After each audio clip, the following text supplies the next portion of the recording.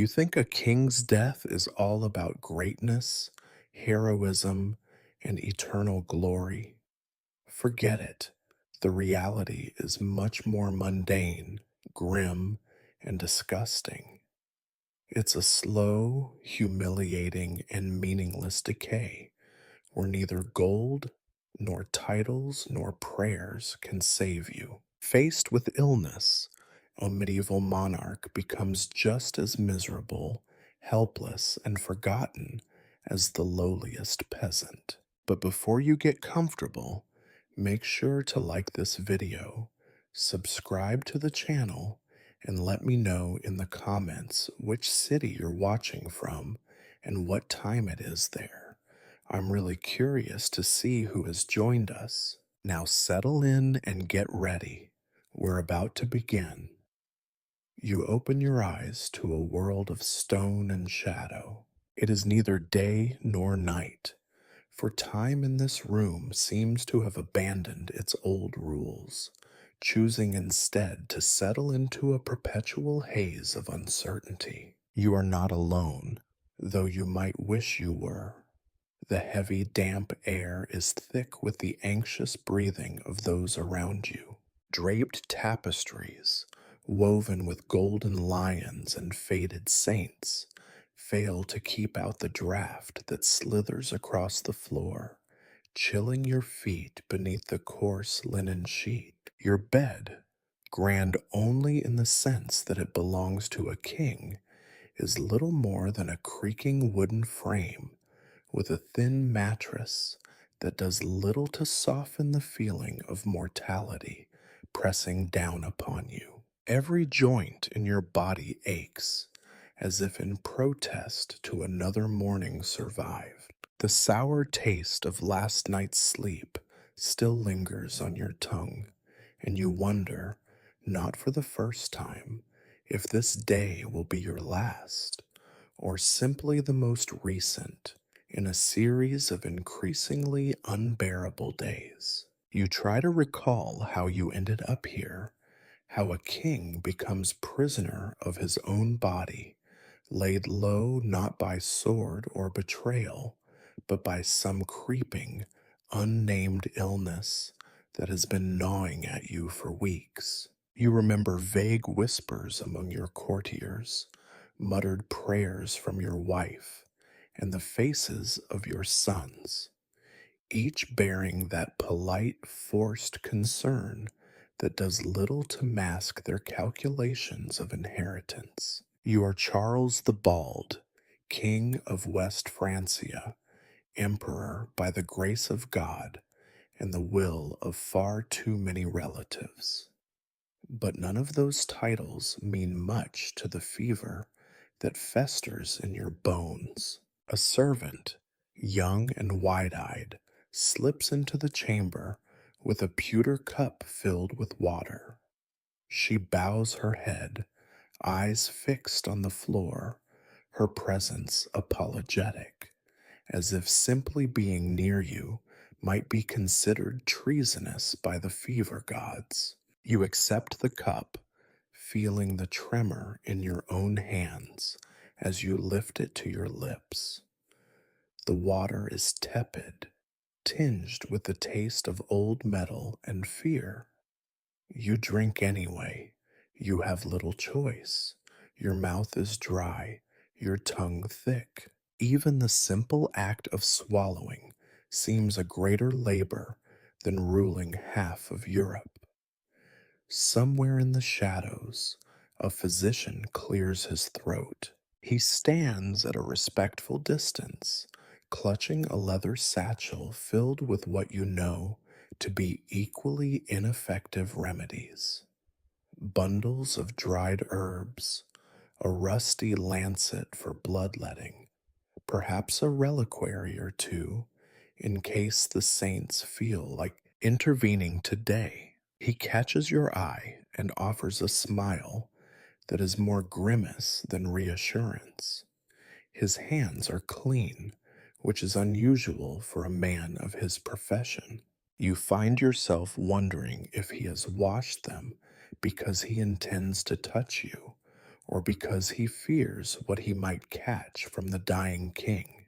Time passes slowly here, marked not by the tolling of bells or the rise of the sun, but by the succession of servants and the steady advance of your symptoms. Sweat beads on your forehead, not from heat, but from the relentless grip of the fever.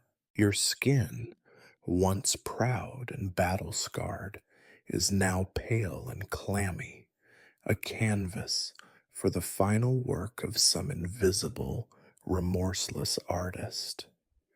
Every breath feels like a negotiation with forces beyond your control.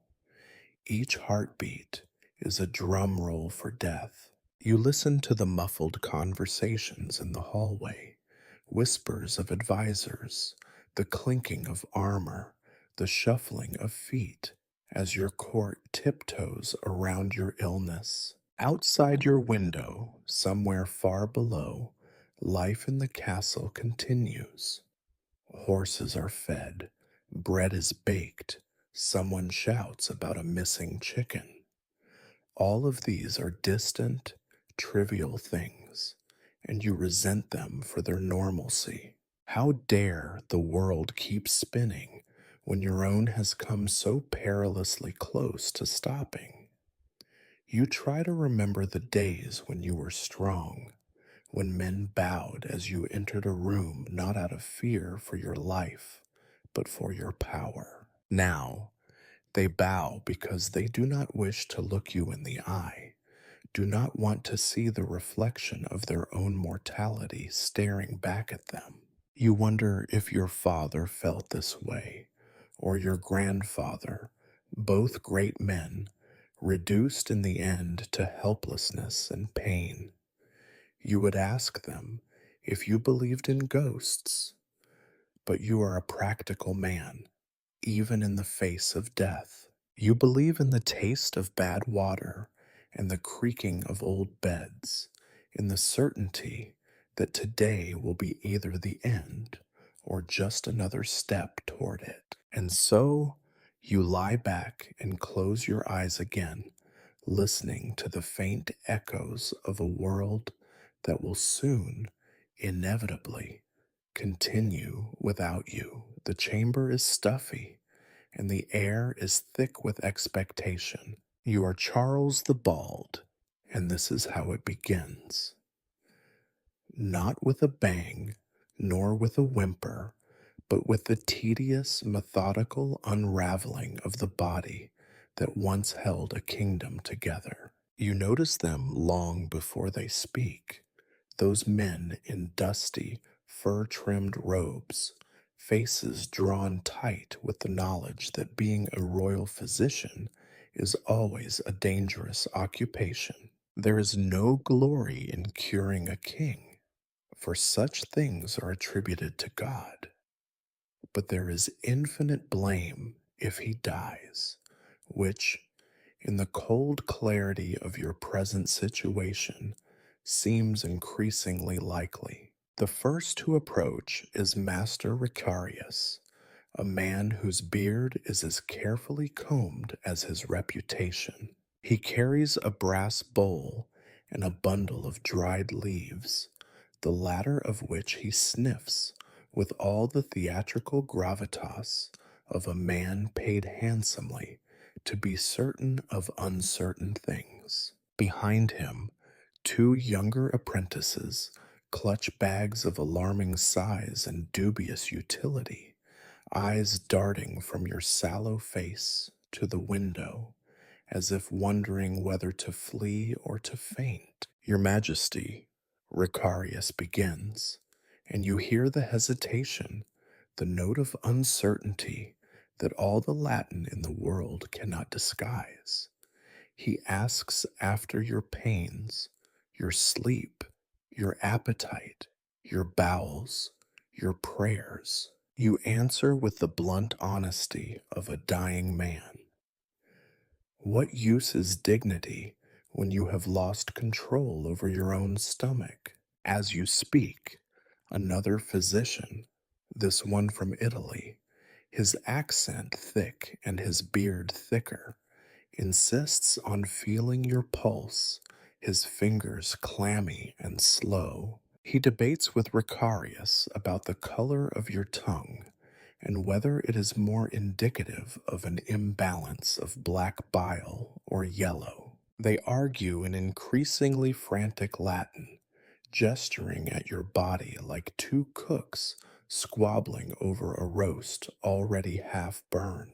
You are treated, for all your titles and lineage, as a particularly troublesome case study, a body whose symptoms provide a rare opportunity for scholarly bickering. You are not a king to them now, but a collection of symptoms, a puzzle on the verge of solving itself by vanishing entirely. One of the younger physicians, perhaps overwhelmed by the moment, mutters something about the alignment of the stars. Another recommends an enema, which you refuse with the last spark of royal willpower you can muster. They settle on a compromise, more bloodletting. It always comes to this. For centuries, kings and peasants alike have been relieved of their blood at the faintest sign of malaise, as if illness is a sin that can be washed away by the gallon. As the physicians prepare their tools, needles of dubious cleanliness, cups for catching what little life remains, you notice the servants in the room have taken to crossing themselves more often. The old nursemaid, who has seen more kings die than most, mutters prayers in the corner. The tension is so thick you could cut it with one of the barber's razors. You feel the first prick of the lancet, sharp and cold, and watch your blood well up, dark, slow, sluggish. You try not to think of how many times this ritual has been performed on your failing body. It no longer frightens you, it simply exhausts you. The physicians nod at one another as if the sluggishness of your blood is a confirmation of their various contradictory theories. There are no apologies, no reassurances. This is not about comfort, but about process, about being seen to do something, anything, before the inevitable. The physicians murmur among themselves, occasionally glancing at you as if you might interrupt their counsel with a sudden, miraculous recovery. You do not oblige them. You know what they fear most, that the king will die, and they will be blamed for failing to prevent the obvious. In the brief quiet that follows, a new face appears, a friar, his hair tonsured and his eyes wild with the anxiety of one who has seen death linger too long. He offers prayers in Latin, sprinkling holy water on your forehead. The physicians make a show of approving this, though you suspect they are as convinced by prayers as they are by their potions. Through it all, your mind drifts. You recall the many times you have seen these same men at banquets, eager for your favor, laughing at your jokes. Now, their laughter is gone, replaced by the desperate hope that you will survive long enough to clear them of any guilt. There is irony in this, and you almost manage a smile. Your chamber is no longer your own. It is a stage, and you are both the unwilling star and the inevitable conclusion. Every action, every examination, every prayer, every whispered diagnosis is a rehearsal for the final scene. The audience is restless. The players are unsure of their lines. You sense that beyond these walls, life is continuing as normal, indifferent to your suffering. But within this room, panic and suspicion grow. Each new symptom is met with renewed debate. Every cough and groan weighed against ancient texts and superstitions. At the heart of it all lies the silent understanding. Kings may command armies and change the course of nations, but in the face of disease, they are as helpless as anyone. The physicians argue, the friar prays, the servants fret, but the illness advances, indifferent to their efforts. You close your eyes again, exhausted by the performance, and listen to the clatter of brass bowls and the rustle of parchment. In the end, you think the only certainty is that you are very much alive for now, and that for everyone here is both a triumph and a terrible burden. It creeps upon you like a thief, silent at first and then, all at once, overwhelming. The day, if it can be called that, since the murky light through the tiny arrow slit window could be morning or evening, presses down on you with the weight of thick woolen blankets, the kind you once ordered for the armies wintering in the north. Now, the only war is being fought inside your own skin. You feel heat prickling over your body, moving beneath your skin like an army of invisible ants. Sweat pools at your brow, your hair, such as remains of it, matted and slick. Your nightshirt clings to you, damp and unpleasant. You have the vague, darkly comic thought that even in death, Charles the Bald cannot escape discomfort. Royalty is no shield against the itching of sweat. The fever is a living thing, coiled within your bones. Your vision blurs around the edges. The outlines of the chamber, with its cold gray stone and ancient wooden beams, seem to pulse in time with your erratic heartbeat. You struggle to focus on the tapestry opposite your bed, but the lions and saints shift and flicker, playing tricks on your failing eyes. The physicians, for all their bickering, are united in one belief: the fever must be broken, as if it were a wild horse that could be tamed with enough shouting and prodding. They bring more concoctions, thick, sour smelling brews made from roots, bark, and other substances best left unidentified. A cup is pressed to your lips. The taste is appalling, an assault of bitterness and decay that makes you gag, but you force it down, as a king should.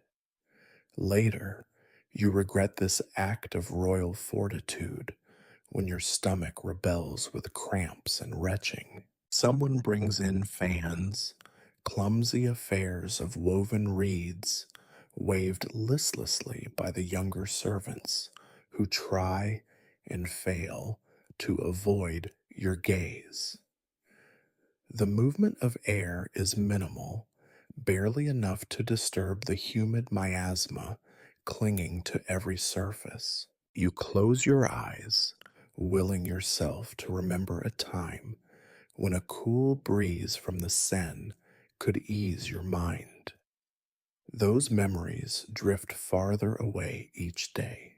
Occasionally, a brave or foolish attendant opens the narrow window, letting in a slice of outside air. For a moment, it is as if you can smell grass, hear a horse whinnying far below. But quickly, the physicians object. The night air is dangerous. The miasmas will invade, and the window is slammed shut. The room returns to its suffocating stasis. Through the heat and sweat, You sense the world beyond these walls. Somewhere, bread is being baked, bells are being rung for matins or vespers. It is impossible to know which, and the stables are alive with the simple certainty of animals who know nothing of fever or fate. You envy them briefly. Their lives, so short and so clear, are untouched by the uncertainties gnawing at your mind.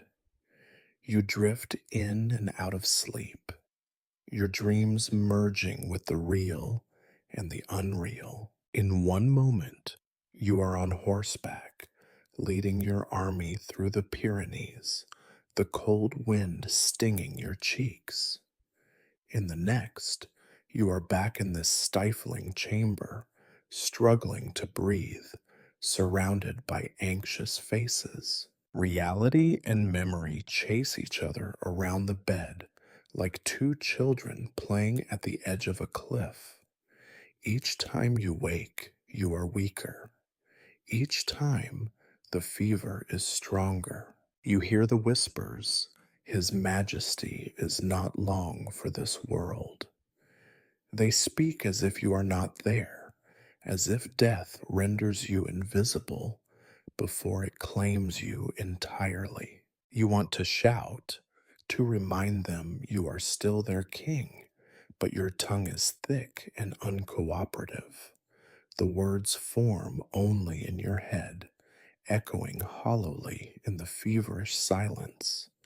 The effort of existing becomes greater than that of ruling. You wonder how many kings have lain in these same circumstances, stripped of ceremony and dignity, reduced to their most animal selves. You wonder, too, what becomes of a kingdom when the king is nothing more than a collection of symptoms shivering under a blanket. Murmurs rise and fall around you, prayers muttered under breath, debates about potions, cautious footsteps across rush strewn floors. It is as if the room itself is waiting for your end, holding its breath alongside you. Even the flames in the hearth burn with a nervous, uncertain flicker. At times, you think the fever might break. Your body will shudder, and for a moment you feel cool, almost human again. But then the heat returns, redoubled, as if insulted by your brief hope. The sweat is replaced by chills, and your teeth chatter uncontrollably. Blankets are heaped upon you, only to be thrown aside in the next wave of fever. No one knows what to do, least of all you. Sleep becomes both torment and escape. You are never sure which world you inhabit, the one where you are king, or the one where you are simply dying. In your weaker moments, you wonder if there is a difference. The sun sets, or perhaps it rises. The world outside continues, indifferent to your agony. The fever, that most loyal of courtiers, remains at your side, relentless and unmoved by title, by prayers, or by the desperate clatter of physicians' tools. And so, the night, if it is night, draws on. The fever grows, and you are left with only the comfort of knowing that you suffer, at least in the grand tradition of kings, in silence and confusion, and very much alone. Fever has a way of turning memory into a ghostly pageant, its figures half seen, drifting through the chamber of your mind. You lie motionless on your bed, the stale air thick around you, and suddenly you are no longer the trembling, sweating figure everyone so pities. For a moment, you are Charles again, astride a war horse, the roar of battle in your ears. But the memory is never as vivid as the real thing once was. You try to summon up the crack of banners in the wind, the glint of sunlight off hundreds of helmets, the shouting of your name by armored knights whose loyalty you never quite trusted. It all returns to you in ragged snatches woven together by fever and longing. You remember how, in your youth, you rode out to meet foes who seemed mythic, Vikings whose ships slid up the rivers like phantoms, nobles who plotted behind smiling masks, endless enemies all eager for a piece of your fragile crown. You remember, too, the endless councils before battle.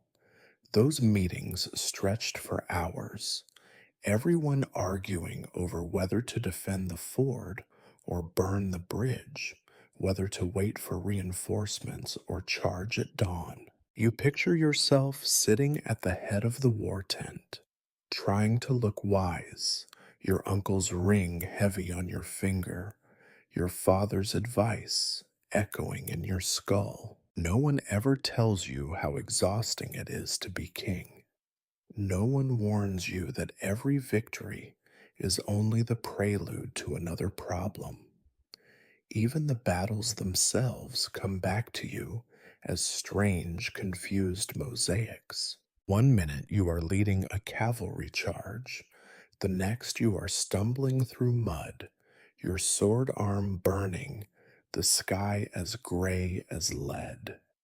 You can almost smell the blood and horse sweat, hear the crunch of bone and iron. You remember shouting yourself hoarse above the din, trying to make your men believe you were certain, even as your insides turned to water. But now, these recollections carry a sharp edge. You see them not as trophies, but as reminders of your own smallness, your own mortality. No matter how many enemies you defeated, no matter how many times your banner flew above the field, none of it makes you immune to what is happening now. Sickness cares nothing for kings. Glory fades in the face of pain. Your mind drifts to those you lost along the way, faithful companions who died for your cause, rivals who fell at your hand or by your order. Some faces you recall with affection, some with guilt, and some you cannot place at all. In this haze, it is hard to say which is which. Death, it seems, is the great equalizer in every memory. You remember the aftermaths, the muddy, corpse littered fields, the groans of wounded men, the frantic patching of treaties by nervous clerks who feared you would die before they finished. You recall the feeling of being both necessary and despised, a living standard to rally behind, a symbol as much as a man. And you remember, with a kind of bleak amusement, how the same nobles who cheered you on the battlefield schemed against you the moment your back was turned. Now you are far from the clangor of arms, far from the smell of sweat and iron and fear. Here, your body is the battlefield, and the enemy is invisible, relentless, unbribable. You try to muster the resolve that carried you through so many campaigns, but the weapon slips from your grasp, quite literally, as you realize your fingers cannot even close around the bedclothes without trembling. The servants who attend you have never seen a battle. They flinch at your groans and sweat, shrinking from the spectacle of royal weakness. You notice this, and the irony bites deep. Once, the sight of you in armor could turn a rout into a charge. Now, your suffering only inspires more prayers and more fear. You almost want to tell them that this, too, is just another campaign with its own particular kind of terror, its own pointless, grinding attrition. You hear your name, Charles, Carolus, Carolus, spoken with respect, with hope, with calculation. You remember how you have signed so many charters and pardons, dispensed justice with a flourish, pronounced death sentences with a trembling hand. You wonder now whether any of it mattered. The law, the crown, the sword, all seem strangely useless when weighed against a fever that will not break. In your half sleep, you imagine what it would be like to be remembered not as a king, but as a man who simply endured, who did not shrink from pain or defeat. Would that be a better legacy than 1,000 won or lost battles? You cannot decide. Your head is heavy, your vision filled with marching soldiers who never reach their destination. The walls of your chamber recede. You are back in a campfire circle, watching the flames flicker against the night sky, listening to men laugh and boast about deeds you only half believe. You realize, with the odd, detached clarity of the dying, that no one ever really wins a war. At best, you survive it long enough to fall to a quieter, more patient enemy. Your eyes flutter open. You are once again in your bed, a king in name only, attended by the wary and the hopeful. The battles of your past have faded into mist, their echoes drowned out by the shallow sound of your own breathing. Whatever glory you possessed has seeped away, leaving only the memory, and even that grows fainter with every hour. Morning, or what passes for it in this tomb like room, seeps through the narrow slit of your window. Somewhere beyond the stone, bells toll a distant hour, echoing like reminders of a world that once held promise and now feels like a rumor. The fever, your closest companion, has not relented, and you lie half drenched in your own sweat, staring up at the cobwebs in the corners of the ceiling as though they might offer some answer the world has refused you. Then the prayers begin. You hear the shuffle of sandals on stone as monks file in, led by your confessor, who looks older and more anxious than ever. Their voices rise in Latin chant, steady, ancient, and, you suspect, utterly uninterested in your private agony. The room, already heavy with incense and the sour stink of sickness, grows denser with the layered murmur of ritual. You have heard these words since childhood, appeals to mercy, invocations of saints, the persistent, hopeful drone of men bargaining with eternity. The monks kneel at your bedside, eyes fixed on the floor. Your confessor dips his hand into a silver bowl, splashing holy water on your brow, marking your skin with the sign of the cross. It is meant to soothe, to protect, to remind you that the kingdom of God is not closed to kings. But in this moment, you feel only the cold sting of water, the weight of hands pressing you downward, as if the prayers are not meant to lift you up, but to pin you gently in place until you stop struggling. You try to focus on their words, searching for comfort or meaning. You find only the mechanical repetition of phrases worn smooth by centuries of desperation. The monks sound weary, as if even they have lost hope in miracles. You wonder, not for the first time, whether their God ever listens.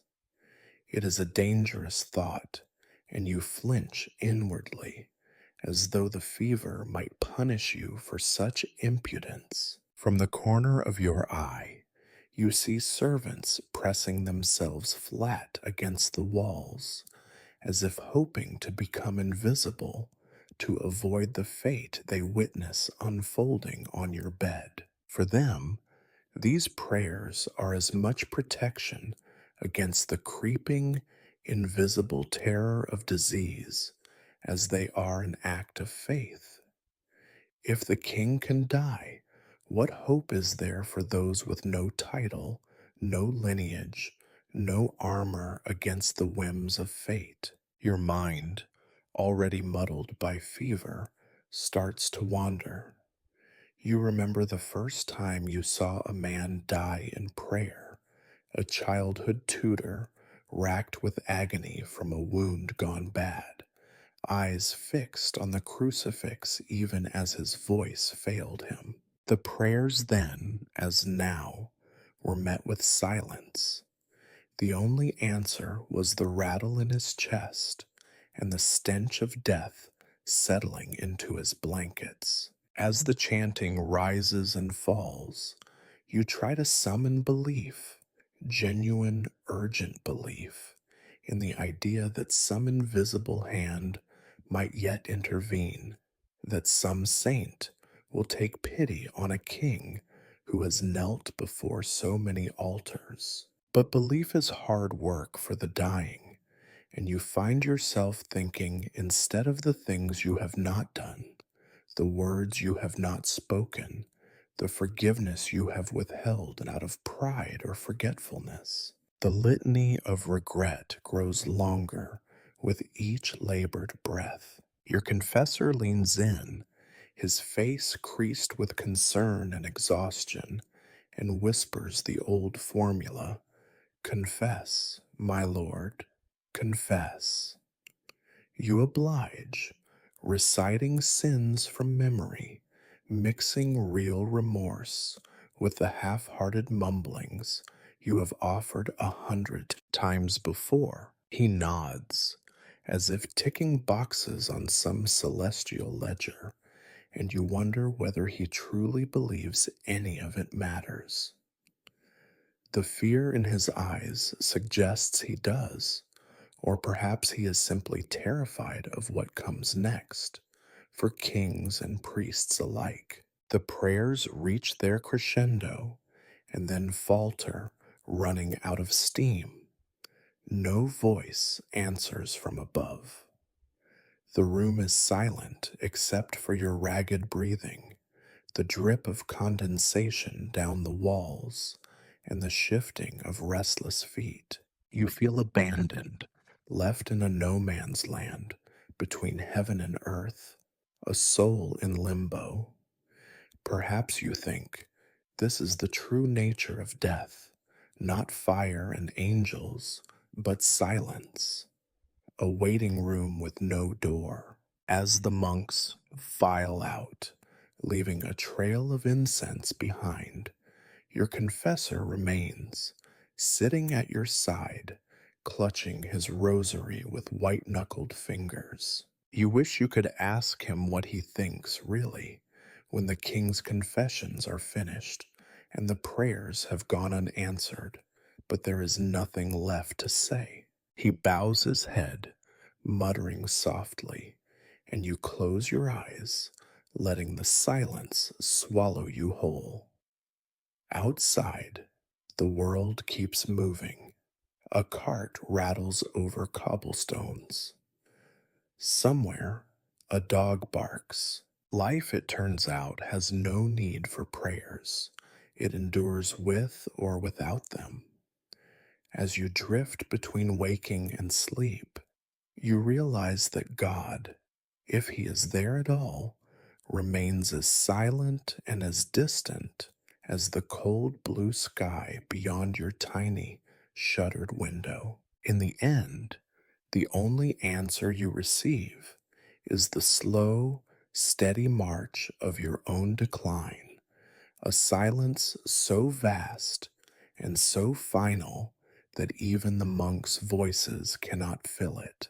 At first, it is only a tightness, a subtle ache behind your ribs, the sort of discomfort you have always ignored in the past. Now, the pain grows bolder, sending out tendrils, one through your gut, another beneath your right shoulder, a third coiling around your joints with dull persistence. It is as if the pain, tired of waiting politely in the shadows, has decided to lay claim to the royal body in broad daylight. You shift on the bed, the movement slight and involuntary, but every inch of motion brings fresh torment. What was once a single, miserable fever has splintered into a collection of sharp, individual miseries, each staking its own territory. Your lower belly pulses with a cramping that threatens to tear you in half, and your back spasms in waves that roll up your spine, shaking loose curses from your parched lips. The physicians notice, of course. Like carrion birds drawn to a battlefield, they hover closer, their faces creased with concern. Whether for your health or their reputations, you cannot say. Master Ricarius, whose confidence is always most impressive when least justified, taps delicately at your abdomen, then winces theatrically as though the pain is his own. Another physician, this one a thick browed man from Aquitaine, prods your side with the solemnity of a priest and asks questions in a dialect you can barely understand. They debate as ever in Latin, their voices rising and falling with each new symptom. Theories multiply. Dysentery, says one, nodding with the gravity of a man who has just invented the disease. An imbalance of humors, argues another, suggesting a heroic quantity of bloodletting.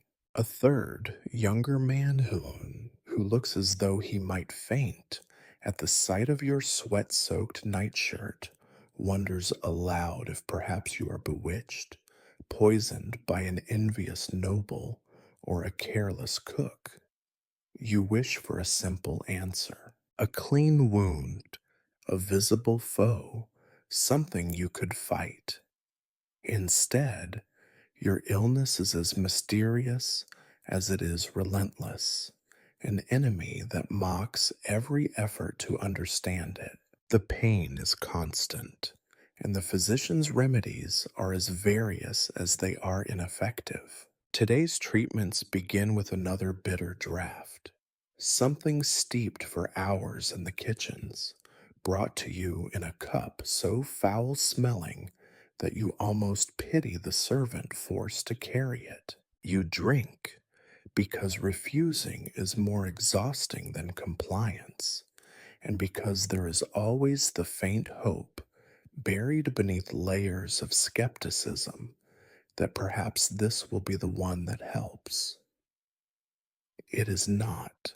Within an hour, your stomach rebels, and the chamber is filled with the sound and scent of royal retching. The next suggestion is bloodletting, as inevitable as sunrise. The barber surgeon arrives, his hands shaking just a little as he lays out his knives. You have grown used to the process, how he ties a strip of linen around your arm, how he murmurs a prayer, how the first sting is followed by a trickle of blood, then a spreading weakness that seems to drag the world underwater. Your vision darkens at the edges, and you wonder, for a dizzying moment whether the cure is meant to hasten your departure rather than delay it. Someone recommends mustard poultices slathered thick and steaming on your belly and back. The smell is almost comic in its intensity, but the pain does not subside. Instead, your skin burns and prickles, a fresh distraction layered atop the original agony. The physicians, undaunted, prescribe more rest, more herbs, more prayers. They are running out of ideas, and you can see it in the way they pace the room, glancing at one another for silent approval. Their words grow sharper, their tempers fray.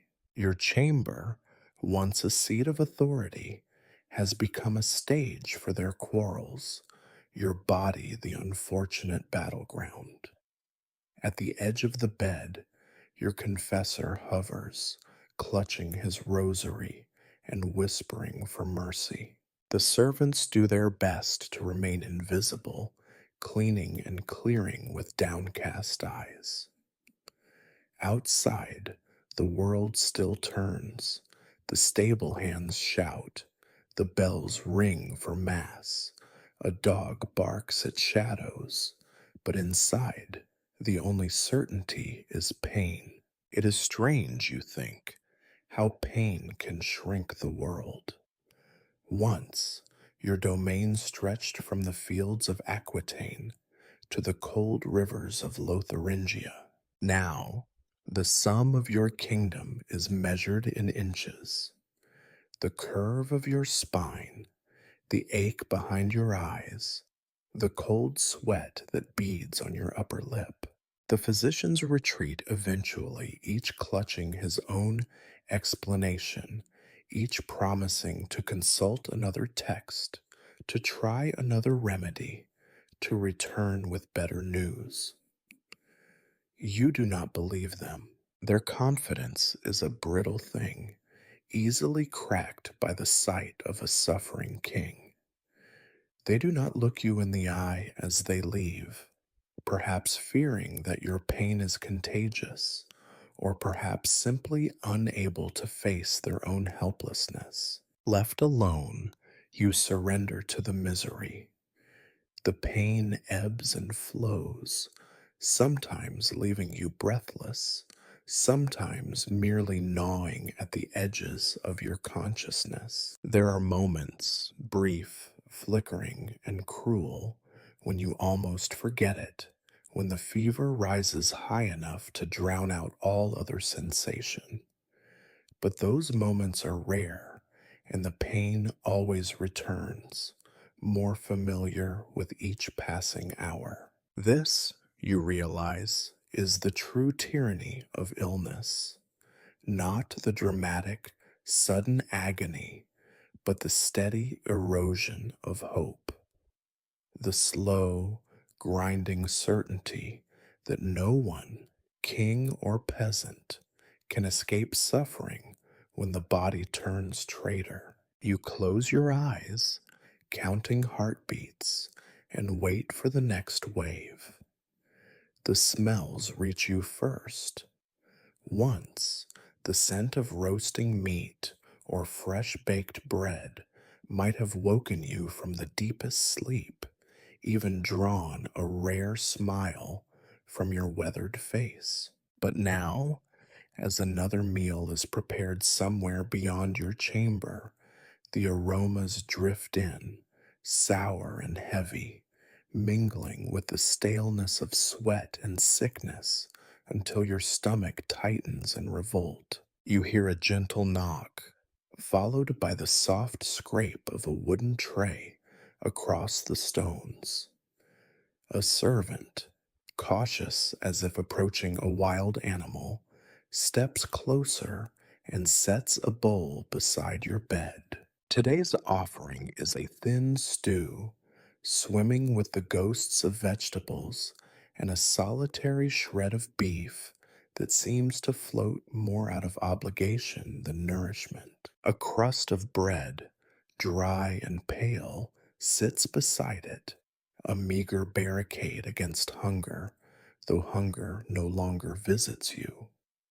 The servant waits, eyes fixed on your hands, as if willing you to reach for the spoon to perform the simple magic of eating. In days past, this would have been a scene of ritual and comfort, the king partaking, the kitchen praised, the faint hum of conversation as the court ate their fill. But now you can barely stomach the sight of food, let alone the act of chewing and swallowing. Your tongue feels swollen, clumsy. Your teeth ache with each tentative bite. The stew is tepid and oddly metallic. The bread, when you try it, turns to dry dust on your tongue, clinging to your teeth and refusing to go down. You force yourself to swallow, out of habit, out of a faint sense of duty to the hovering servant. But it is a performance, not a meal. The physicians, of course, notice your reluctance. They crowd in, wringing their hands, muttering about strength, nourishment, the need to keep your vital humors in balance. One suggests honeyed wine to coax your appetite. Another calls for broth made from marrow bones, boiled for hours, the fat skimmed and set aside for you alone. The cooks are summoned, scolded, and sent away with instructions to invent new dishes, to disguise the bitterness of illness with the tricks of their trade. It does not help. Each new attempt is more elaborate, more desperate. They bring sweetmeats dusted with spices from distant lands, creams whipped with rose water, even fruit preserved in sugar, a luxury reserved for the highborn. None of it tempts you. The very idea of eating makes your stomach clench, your mouth fill with the taste of bile and regret. There is talk, always in hushed voices, always just beyond your hearing, of what it means when a king refuses his food. In some corners of the court, it is seen as a sign that the end is truly near, that the body has surrendered its last pleasure and is simply waiting for release. In others, it is a cause for renewed panic. If the king cannot eat, then what hope is there for anyone? You wonder, not for the first time, how many feasts you have presided over in your life. The groaning tables at your coronation, the endless processions of game and fish at Christmas, the hurried cold meals eaten in drafty tents on campaign. So much effort, so much ceremony, all now reduced to a silent, stubborn refusal in a darkened room. It is not just food you lose, it is the rituals of comfort and connection. Meals are no longer shared, laughter no longer floats above the table. The chatter of politics and gossip has faded into silence. Those who attend you now do so out of duty, not affection, and even their patience grows thin as the days drag on. You can see the question in their eyes. Why bother when every bite seems to bring you closer to the grave? Sometimes, in the quiet hours before dawn, you recall simpler meals, a crust of bread torn by hand, cheese shared with a friend, a mug of beer after a long ride. These memories are as distant now as your youth, faded and fragile, almost impossible to believe. You are hungry, but not for food. You are hungry for a world in which eating mattered, in which your presence at the table was cause for celebration rather than concern. You try occasionally to force down another spoonful to summon the strength to care, but each attempt ends the same way, with a grimace, a sip of water to rinse away the taste, a sigh of defeat that is echoed in the faces of those who watch over you. You have become an object lesson, a warning whispered by servants as they scurry down the halls. He cannot eat, and so he will die. And so the days pass. The trays come and go, their contents barely touched. The cooks grow anxious, the servants silent, the physicians ever more frantic in their prescriptions. Your appetite, once a sign of life and vigor, has abandoned you, leaving only the emptiness of a stomach that no longer knows hunger, a mouth that no longer craves. In the end, food is just another burden to be endured, another reminder of the life you are leaving behind. You close your eyes, the smell of stew lingering in the air, and wonder if there is a table somewhere, in some other world, where kings eat without pain, and where meals are shared not out of fear, but out of joy. At some point, perhaps in the slow hours after midnight, or during one of those endless afternoons where the only movement in the room is the lazy drift of dust motes, you begin to lose your grip on the boundaries of waking and sleep. The fever, relentless and creative, wages war on your mind just as it has on your body.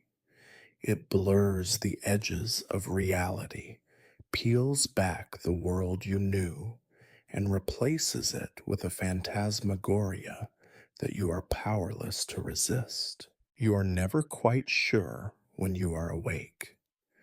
The monks file in and out, their prayers melting into the same murmur as the wind outside your window.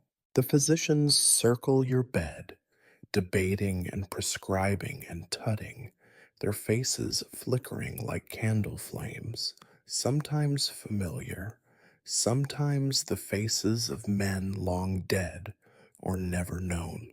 You hear the voices of your children in the hall, but when you call out, they do not answer. Or perhaps you only imagined their presence at all. Your thoughts unravel. Sometimes you see the room for what it is: cold stone, an unmade bed, a few silent witnesses. Other times, the chamber is crowded with ghosts. Your father stands in the corner, frowning the way he did whenever you disappointed him, which was often. Your first wife, little more than a shadow now, sits by the fire, sewing an endless line of stitches that never quite closes the seam. Old friends appear, some you lost to battle, others to politics, all now gathered as if to bear witness to your decline. Not all the visions are peaceful. Some are the stuff of nightmares. You see your rivals, Lothair, Louis, even Charles the Fat, though he is just a boy, looming at the foot of your bed, their faces twisted in triumph or accusation. Their voices taunt you with failures real and imagined. You were never meant to be king, they whisper over and over until you almost believe them. Sometimes you find yourself back on the battlefield, though now the grass is made of broken swords, the sky a roiling sea of smoke. You are both leader and lost child, calling out orders that no one heeds, trying to rally an army that dissolves into mist with every step you take. You see the banners fall, the horses scatter, The men fade into darkness. The battle is always lost, no matter how many times you fight it. Other times, the fever grants you a kind of grotesque clarity. You see yourself as the world sees you, a frail, failing king, bald and bloated, stripped of dignity and purpose. You watch from some place outside your body as the physicians fuss and the monks drone and the servants cower. You want to shout at them that you are still here, that you still matter, but your voice is as weak and transparent as your body feels. Your mind cycles between memory and invention. You recall moments of happiness, a hunting party at dawn, your son's first words, the sound of music drifting from the great hall during a festival. You remember, too, the moments you wish you could forget, betrayals, deaths, regrets too heavy to name. But all these memories slip and slide, refusing to stay still. You reach for them, but your hands close on air. There are stretches of time, hours perhaps, when you forget about who you are entirely. You become a child again, running through meadows that no longer exist, or a faceless monk chanting prayers for someone else. You slip into dreams where you are nothing at all, just a whisper moving through empty halls. Those who attend you notice your confusion, but their concern quickly turns to fear. They lower their voices, watching you, as one might watch a wild animal, unpredictable and dangerous in its suffering. The physicians try to rouse you with sharp smells, cold water, shouts to your face. Sometimes it works, and you return briefly to yourself, blinking in the unfamiliar light.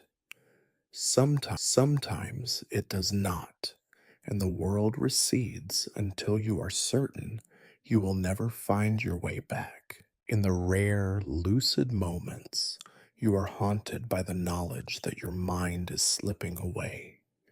You try to hold on to your name, your titles, the shape of your kingdom, and the faces of those you love. But they scatter at the first hint of fever, lost to the rising tide of confusion and dread. Your hallucinations are not entirely unwelcome. They are companions of a sort, keeping you company when the world of flesh and blood has grown too small and too powerful to bear. They remind you that there is more to a king than his crown, more to a life than the walls of a sick room. Still, you fear what lies ahead. Each time you return from the fever dreams, it is harder to believe in the solidity of the world around you. The voices are quieter, the faces more uncertain, the boundaries thinner than ever. You wonder if this is what dying truly means. Not an ending, but a drifting away, a slow unraveling of self until there is nothing left but a whisper, a memory, a dream. You lie in your bed, eyes open or closed. It makes a little difference now. The room is full of shadows, both real and imagined. The world outside continues without you, but in here, time loops endlessly. All that is left are your companions, the ghosts of your life, the monsters of your fears, and the knowledge that soon even these will fade. If ever there was a spectacle to match the chaos within your own body, it is the conference of your court physicians. They gather in uneasy circles at the edges of your sick room, their voices pitched too low for comfort and too high for true secrecy, arguing over every detail of your decline. Each man, it seems, is determined to be remembered not for saving the king, but for having named the manner of his passing before anyone else. In the beginning, their confidence was impressive, a parade of learned men, fresh from monasteries or university towns, each convinced that centuries of wisdom could be distilled into a single prescription. But as the days pass and your suffering only deepens, their theories branch and split, sprouting new explanations with every new symptom. Master Ricarius, ever the orator, insists your malady is a classic case of imbalance in the four humors. He speaks at length of yellow bile and black bile, of phlegm and blood, referencing authorities long dead and possibly mythical. He lectures to the chamber, describing with grand gestures the invisible tides within your body, and prescribes yet another regimen of bleeding, poultices, and noxious draughts. Dr. Humber, the one from Aquitaine with sad, heavy eyes, is certain it is a sickness of the bowels, perhaps a dysentery, perhaps some affliction carried in by river water or ill prepared fish. He points to the cramps in your belly, the way you flinch from every touch, the retching that now defines your days. He recommends purges, broths thin as fog, and warm cloths pressed to your stomach. The Italian Maestro Giovanni blames the air itself. He fears bad vapors, which he claims have seeped into the castle from the fetid streets outside, bringing plague or worse. He produces satchels of herbs and posies, hanging them over your bed, and implores the servants to burn more incense and keep the windows shuttered at all times. If you die, he suggests darkly, it will be because the world itself has turned foul. A younger physician, no more than 20 summers, and eager to impress, suggests you are under a curse.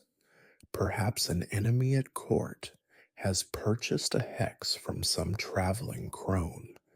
Perhaps the relics in the chapel have failed you. He offers to summon wise women or search for signs of witchcraft, to your confessor's immediate and horrified protest.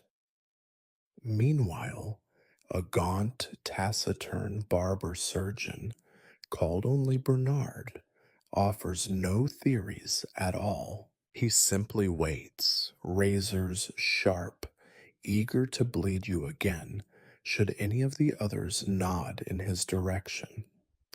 You wonder if he knows something the rest do not, or if, like you, he has simply run out of ideas. They argue over your urine, holding it up to the light in glass flasks, debating its color as if it were fine wine. They poke and prod your body, discussing the shape of your tongue, the color of your fingernails, the sound of your cough. Every new observation is fuel for a new dispute. One recommends cold compresses, the next hot ones. One wants to keep you awake, another insists you must sleep. The only thing they agree on is that the king's condition is grave.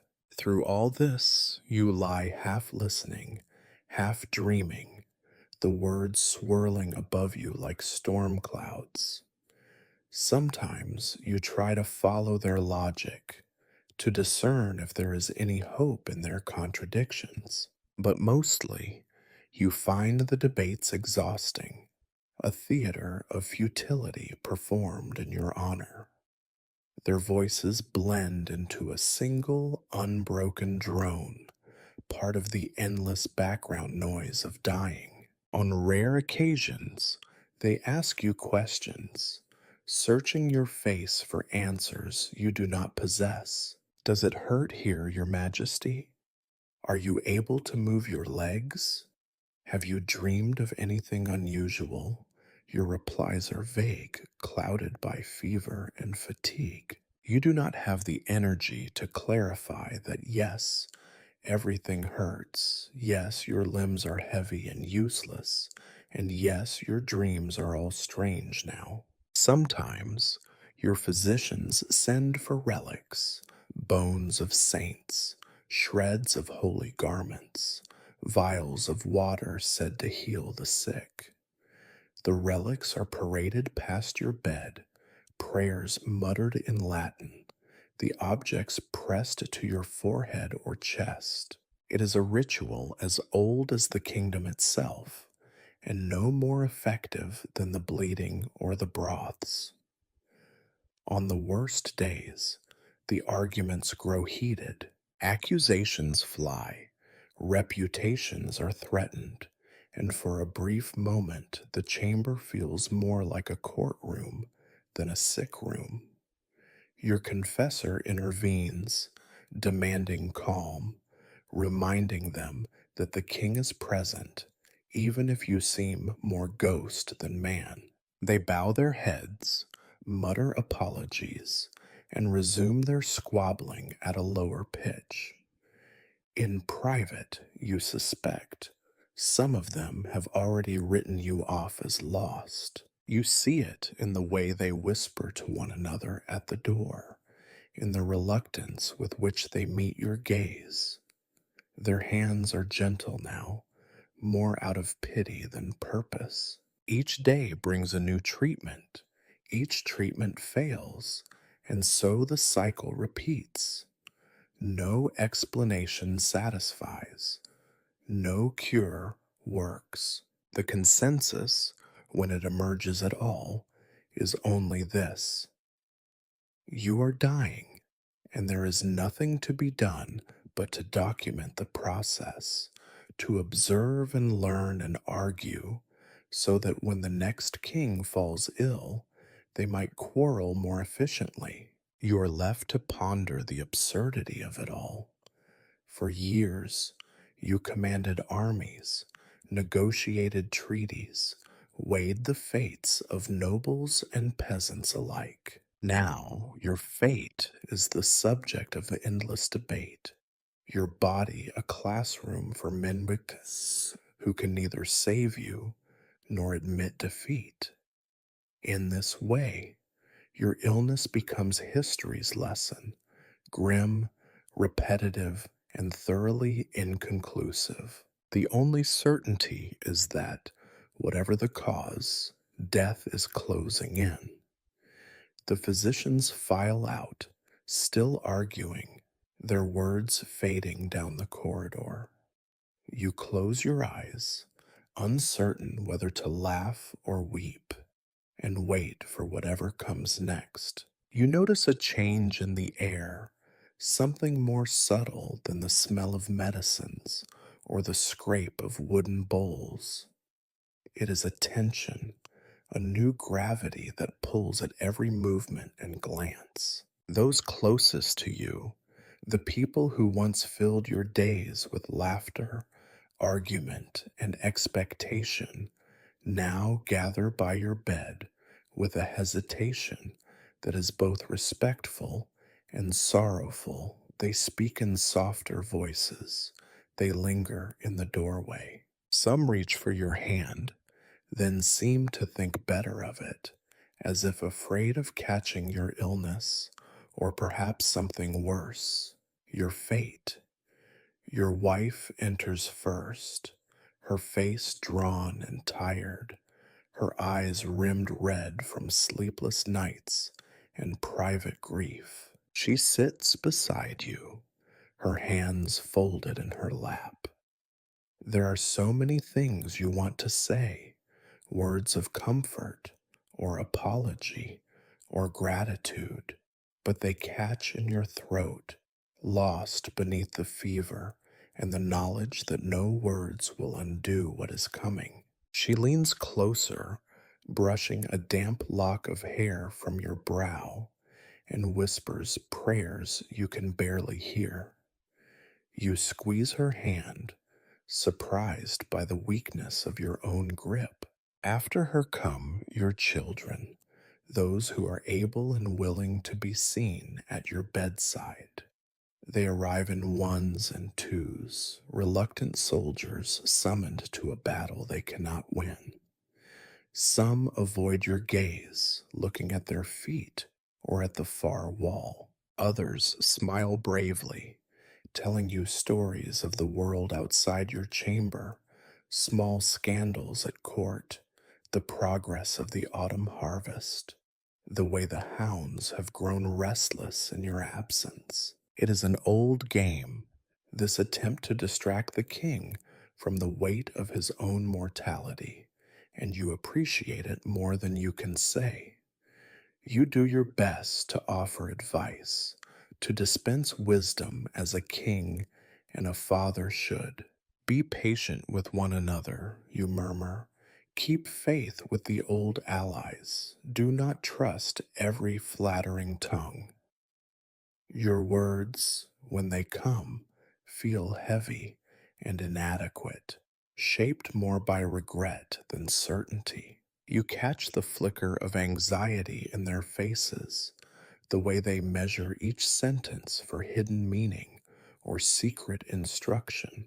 Behind them hover other relatives, more distant, their expressions mixtures of worry, calculation, and something like relief. You sense that for some, your decline is as much an opportunity as a tragedy.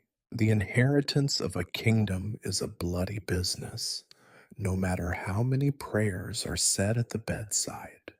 They speak of practicalities, succession, regency, alliances to be confirmed, lands to be claimed. They speak as though you are not present, as if you are already more memory than man.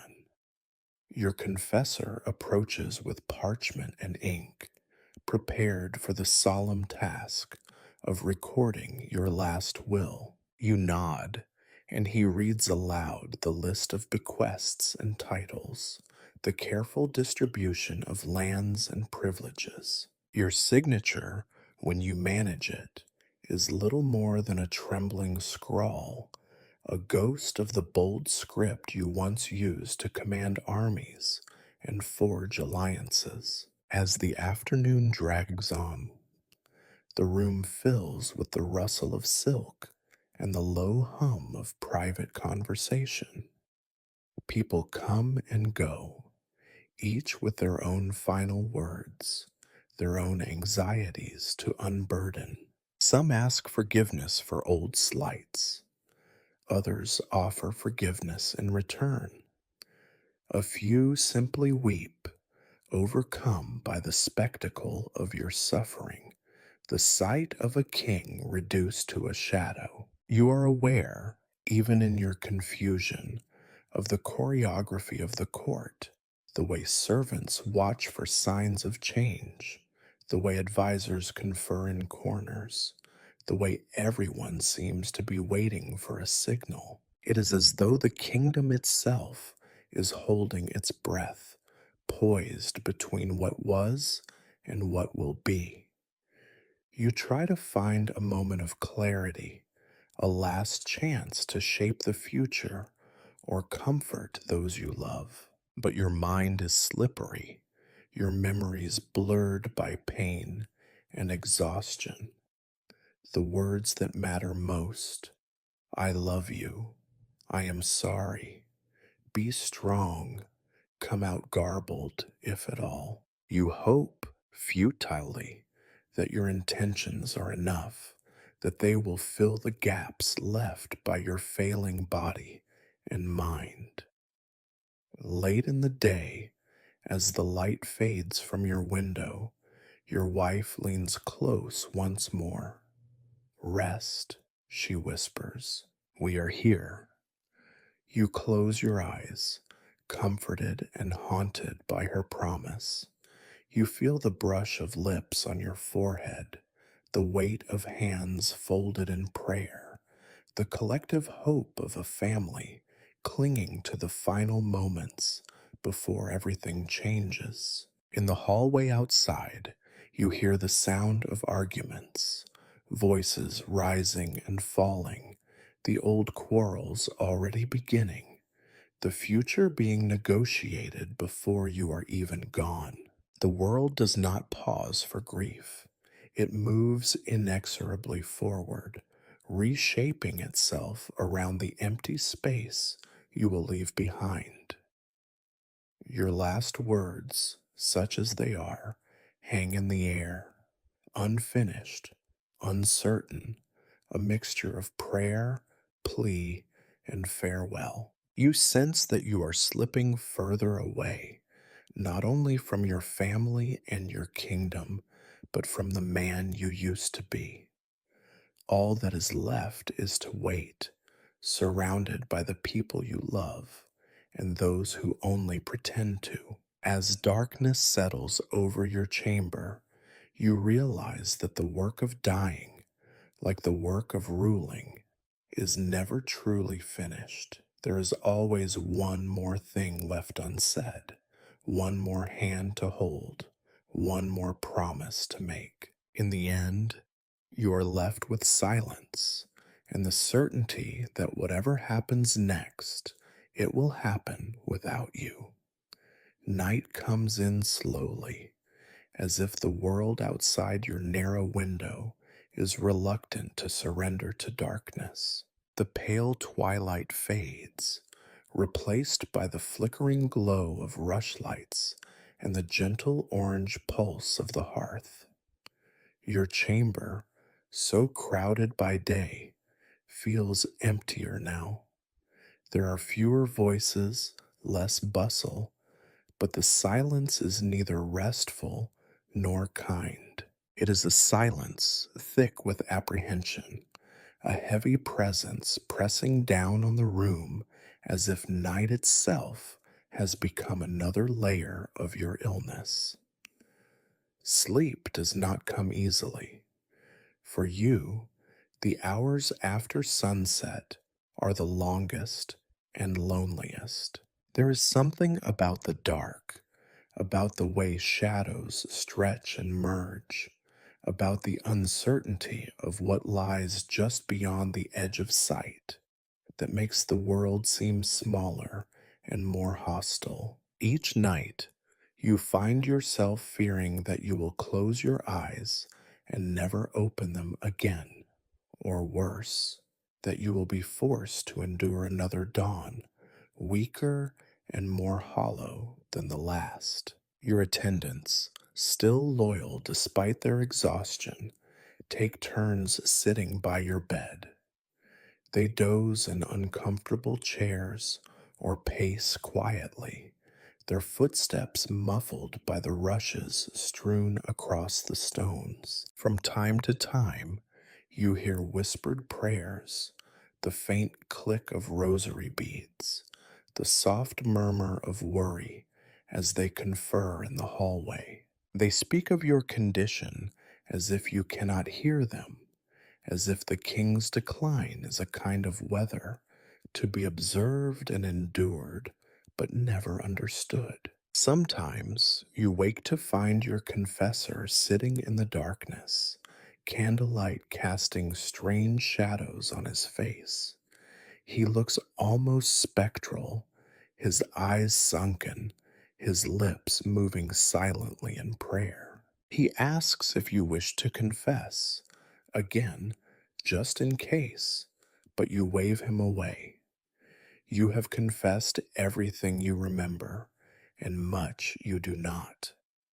Now you crave silence more than absolution. The nights are alive with sounds, the crackling of the fire, the sighing of the wind, the distant creak of timbers settling under the weight of 1,000 years. Once, such noises would have soothed you, reminders that the castle was secure and your people safe within its walls.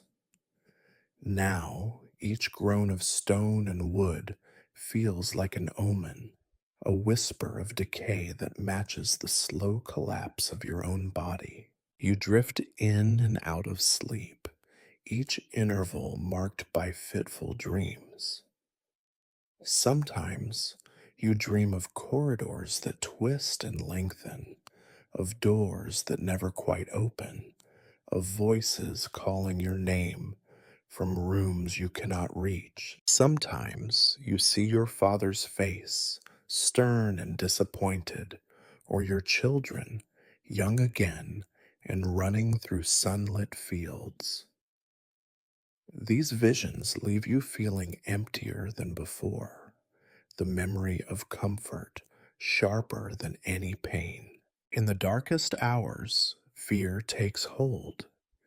It is not fear of death itself, though that remains always at the edges of your thoughts, but fear of what comes between now and then. You fear the indignities still to come, the helplessness, the way even your most private suffering has become public spectacle. You fear the waiting, the not knowing, the way each night stretches longer than the last. Your mind, unsettled by pain and exhaustion, conjures terrors from old tales.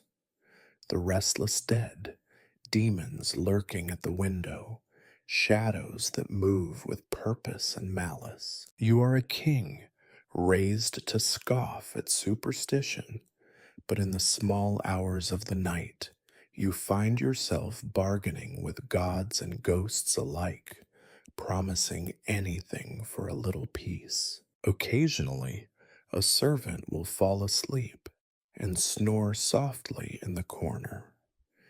The sound is oddly comforting, a reminder that some things remain ordinary even in the face of royal death. Other nights, the silence is broken by the sudden, terrified whinny of a horse in the stables or the distant clang of a dropped pot in the kitchens. Each noise jolts you awake, heart pounding, sweat slick on your brow. The physicians, those tireless chroniclers of your decline, have retreated for the night, leaving only their instructions behind. Medicines to be given at certain hours, blankets to be adjusted, pulse and temperature to be checked by candlelight. The responsibility falls to your nurses and to the more courageous of your household staff. They perform their duties with the solemnity of priests, careful not to disturb you unless absolutely necessary. You begin to understand why people fear the night so much. It is a time of reckoning, a time when all the distractions of daylight fall away, and you are left alone with your thoughts, your regrets, your failures. The faces of the living recede, and the faces of the dead draw near, silent and expectant. You are forced to confront what you have become, a king in name only, a body held together by habit and hope. Sometimes the dawn surprises you. Light creeps back into the world, banishing the shadows, restoring color to the faded tapestries, and casting your attendants' faces in a softer, kinder glow. You are always amazed to see it, to realize that you have survived another night, that the world has not ended in your absence. There is a bittersweet relief in this, a gratitude mixed with exhaustion and dread. More often, you simply endure 1 minute at a time, one breath at a time, listening to the pulse of the castle, the rhythm of footsteps and prayers, the gentle weeping of those who care for you. Each night is a test, and each morning a reprieve. But the nights are growing longer, and you sense, with the bone deep certainty of the dying, that the dawns left to you are few. You close your eyes, listening to the night, and wait for sleep to claim you.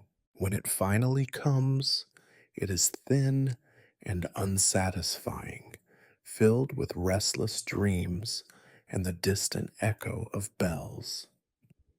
You do not know if you will wake or what will be waiting if you do. All you know is that you are still here, watching the world slip by, one sleepless night at a time.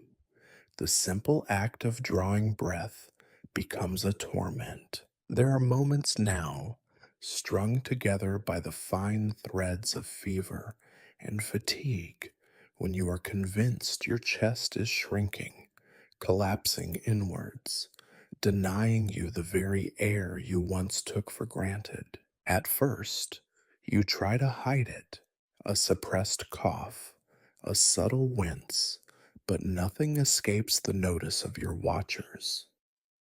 Soon, every labored gasp becomes a signal, every cough a cause for alarm.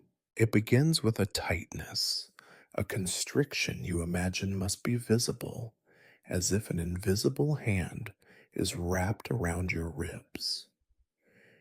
Each inhalation burns, and your throat, raw from too many days of sickness, rebels at the smallest effort. You cough, quietly at first, then louder, racking, the kind that shakes your entire frame and leaves you breathless, spots dancing before your eyes.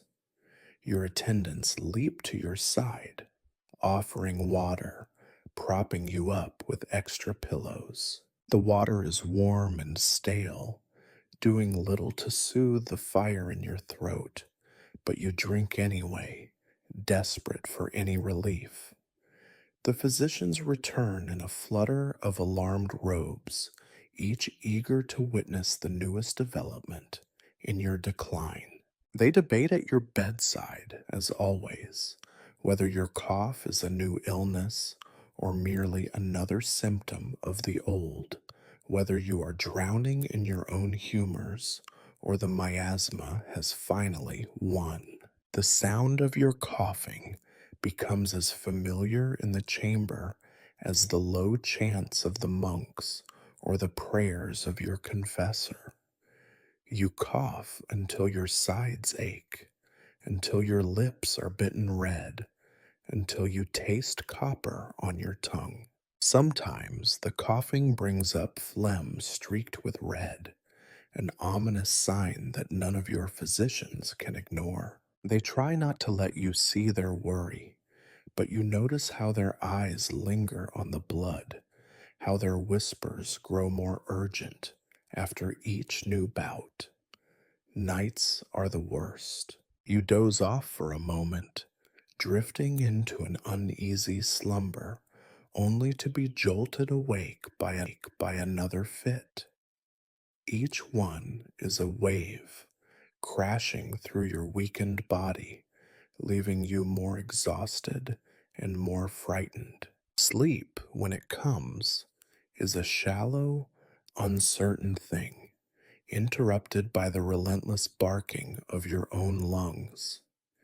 You begin to dread lying flat, the way the pressure seems to build in your chest, the feeling that you might suffocate before morning. Your nurses learn to keep you propped up with bolsters and cushions, arranging you like a wounded general after battle. You are grateful for their attentiveness, but it is not comfort, not really. It is survival, moment by moment, hour by hour, a kind of truce with your own failing body. The remedies grow stranger as the coughing worsens. Someone brews a syrup from honey and onions, so sticky and cloying it nearly gags you. Another boils herbs from the garden, their fragrance so strong it brings tears to your eyes, though whether from the medicine or the memory of better days you cannot say. The physicians prescribe inhalations, hot water steaming in basins, towels draped over your head, the room filling with a fog that makes you feel like a relic in a reliquary. There is talk, sometimes, of letting the barber surgeon bleed you again to draw out the heat from your lungs. Others suggest leeches applied to the chest or behind the ears, as if these little creatures can do what their masters cannot. You are too tired to protest. You let them do what they will, knowing all the while that none of it will help. The castle itself seems to grow quieter as your breathing worsens. Servants tiptoe through the corridors, afraid to disturb the sick room with unnecessary noise. The kitchen staff send up clear broths, little more than warm water, and pray you might swallow a few sips. Even the hounds in the yard seem subdued, their usual barking replaced by anxious whining at the door. Your family comes more often now. They stand at the foot of your bed, their faces pale in the candlelight, watching with a kind of helplessness that you have never seen before. Their voices are hushed, as if speaking too loudly might shatter what remains of your strength. Your wife weeps quietly, dabbing her eyes with a handkerchief, while your eldest son stares at the floor, his jaw set, unwilling to meet your gaze. You try to reassure them, to offer some final gesture of strength or wisdom, but every sentence is cut short by another cough, another desperate struggle for air. You settle instead for squeezing their hands, for silent prayers that you know will go unanswered. As the days pass, your world narrows. The cough is your constant companion, the wheeze in your chest, a metronome counting out your remaining moments. You begin to understand why so many who come to this point long for the end, not out of fear, but out of sheer exhaustion. The body can only endure so much before even hope becomes too heavy to carry. You lie back, propped up among your pillows, listening to the quiet despair in the voices of those around you. Each breath is a victory, each cough a defeat. The fight, if it ever was a fight, is nearly over. All that remains is the rhythm of your breathing, the sound of prayers murmured in the dark, and the knowledge that soon even these will fall silent. There comes a point, somewhere between one painful cough and the next shallow breath, when your resistance simply ebbs away. It is not a dramatic surrender, no single noble moment of resignation. Rather, it is a slow unraveling, the gradual erosion of a lifetime's worth of habit and defiance. You begin to realize that death is no longer a distant visitor, skulking in the corners of your chamber, but a familiar presence, a silent companion sitting patiently at your bedside. For days, you clung to hope, if not hope for recovery, then hope for something to change, a lessening of pain, a miracle in the night, the sudden blessed relief that the monks sometimes whisper about. But now, as your breath grows shallower and the intervals between coughs fill with an unfamiliar quiet, You find yourself growing strangely calm. Acceptance, it seems, is not a defeat, it is a relief. You become less concerned with the rituals swirling around you, the measuring of your pulse, the mixing of medicines, the endless prayers and crossings. You watch, with a distant curiosity, as the physicians confer in hushed voices, as your family files in and out, as servants bring more broth you will not taste.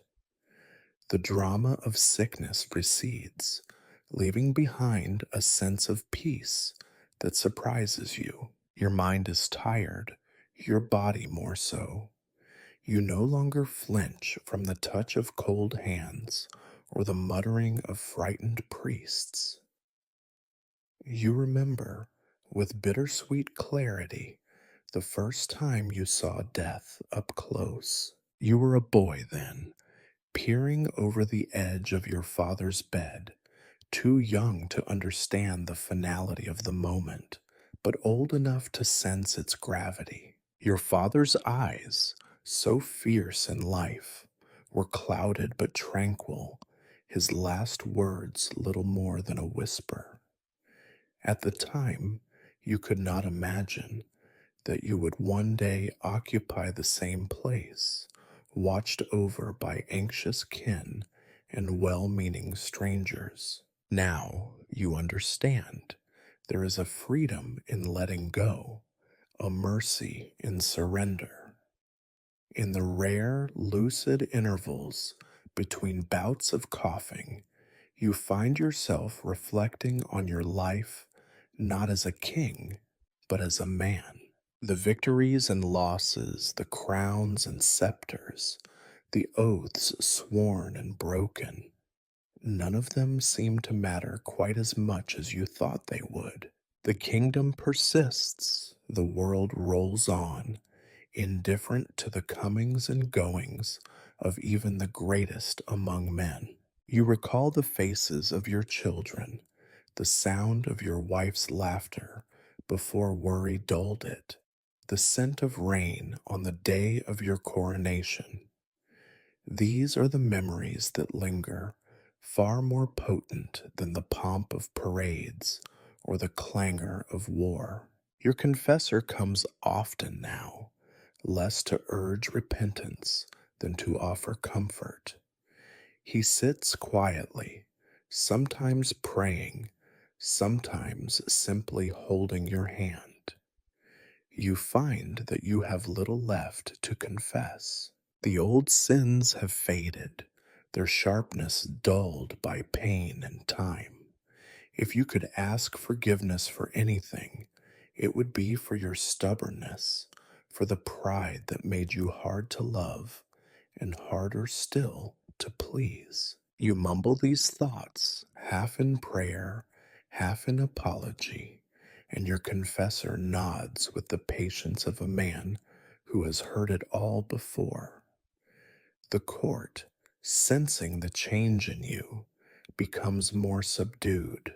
There is less frantic activity, fewer whispered arguments in the hall. Even your children seem to sense the shift. They visit you not out of obligation, but to sit quietly, to hold your hand, to share a memory or a silent moment. The need to impress you, to seek your blessing or approval, has faded. What remains is simple, honest affection, a rare gift, and one you receive with gratitude. You begin to take stock of your body. Each day, it grows lighter and less certain. Your hands, once so capable, now tremble with the slightest effort. Your feet, once eager to carry you from battle to banquet, lie motionless beneath the blanket. Even your voice, once powerful enough to command armies, is now a whisper, heard only by those who lean in close. Oddly, The fear that once haunted your sleepless nights is gone. You are not eager for death, but you no longer dread it. It is as natural as the setting of the sun, as unavoidable as the passing of seasons. In this acceptance, you find a kind of comfort, an end to striving, an end to pain. The monks, ever vigilant, continue their prayers, but their tone has changed. There is less urgency, less insistence on miracles. Instead, their voices are gentle, almost lulling, as if they are singing you to sleep. You listen, eyes half closed, to the cadence of their chants, and let the sound carry you away from the world of suffering and uncertainty. Your loved ones speak to you of ordinary things, of the harvest, of distant cousins, of small, everyday joys. You listen, not for the content, but for the music of their voices. You realize, with a quiet kind of amazement, that what you cherish most in these final days is not the memory of power, but the presence of those who have stayed. The world beyond your chamber grows dim, unimportant. All that matters is here. In the end, acceptance is not surrender. It is the recognition that the journey, with all its pain and glory, is coming to its natural conclusion. You feel lighter, less burdened by fear or regret. You close your eyes, breathe in as deeply as you can, and let the certainty of what is to come wash over you, gentle and unstoppable as the tide. The days slip by in a haze, but this morning brings a different mood. You wake, such as waking is possible now, to the sound of soft chanting and the flicker of candlelight. The air is heavy with incense, a sign that the monks have come to perform the rites of the dying. The familiar prayers swirl around you, their words at once comforting and foreign, and you realize that your final reckoning is at hand. Your confessor, ever faithful, takes his place beside you. He looks both weary and relieved, as though his own burden has lightened now that the end is unmistakably near. He murmurs gentle words, reminding you of the rituals, confession, contrition, absolution. You nod, understanding your part in this last dance of the soul. There is little strength left for resistance. You let the process unfold. A king in his last audience, attended not by lords, but by holy men. You summon your remaining energy and begin the litany of confession. At first, your mind fumbles through the familiar script, sins of omission, words spoken in anger, acts of pride, the stubbornness that made your court and family suffer more than they deserved. But soon the words slow, falter, become more honest. You recall faces, a servant dismissed in a fit of temper, a friend betrayed by ambition, a child neglected for the demands of war and governance. Each memory stings, but it is a different kind of pain than the fever, sharper, but somehow cleansing. Your confessor listens patiently, sometimes prompting you with a gentle question, sometimes simply waiting through the silences. He offers the words of forgiveness with a gravity that you find soothing, if not wholly convincing. You wonder, as so many before you must have wondered, if any of this truly matters, if the sins of a lifetime can be erased by the right words, the right rituals. But you say the prayers anyway, if only for the comfort they bring to those who remain. The monks bring relics for you to touch, a sliver of the true cross, a bone from some long dead saint, a vial of water said to have miraculous powers. They press them gently to your forehead and your hands. You receive these gestures with a docility that would have surprised the younger, prouder version of yourself. Perhaps, you think, there is humility in the end, forced or chosen. The court, hearing of your final confession, sends messages to those you have wronged. You ask for forgiveness as best you can from those who might still be swayed by words. Old adversaries send back cryptic replies, some with bitterness, some with magnanimity, a few with simple silence. You realize that the ledger of a king is never truly balanced. There are debts that will outlive you, wounds that only history can heal. Your family gathers close for this, the most intimate of all royal ceremonies. They listen as the confessor recites the prayers, as you murmur your penance. You glimpse in their eyes a mixture of grief, pity, and relief.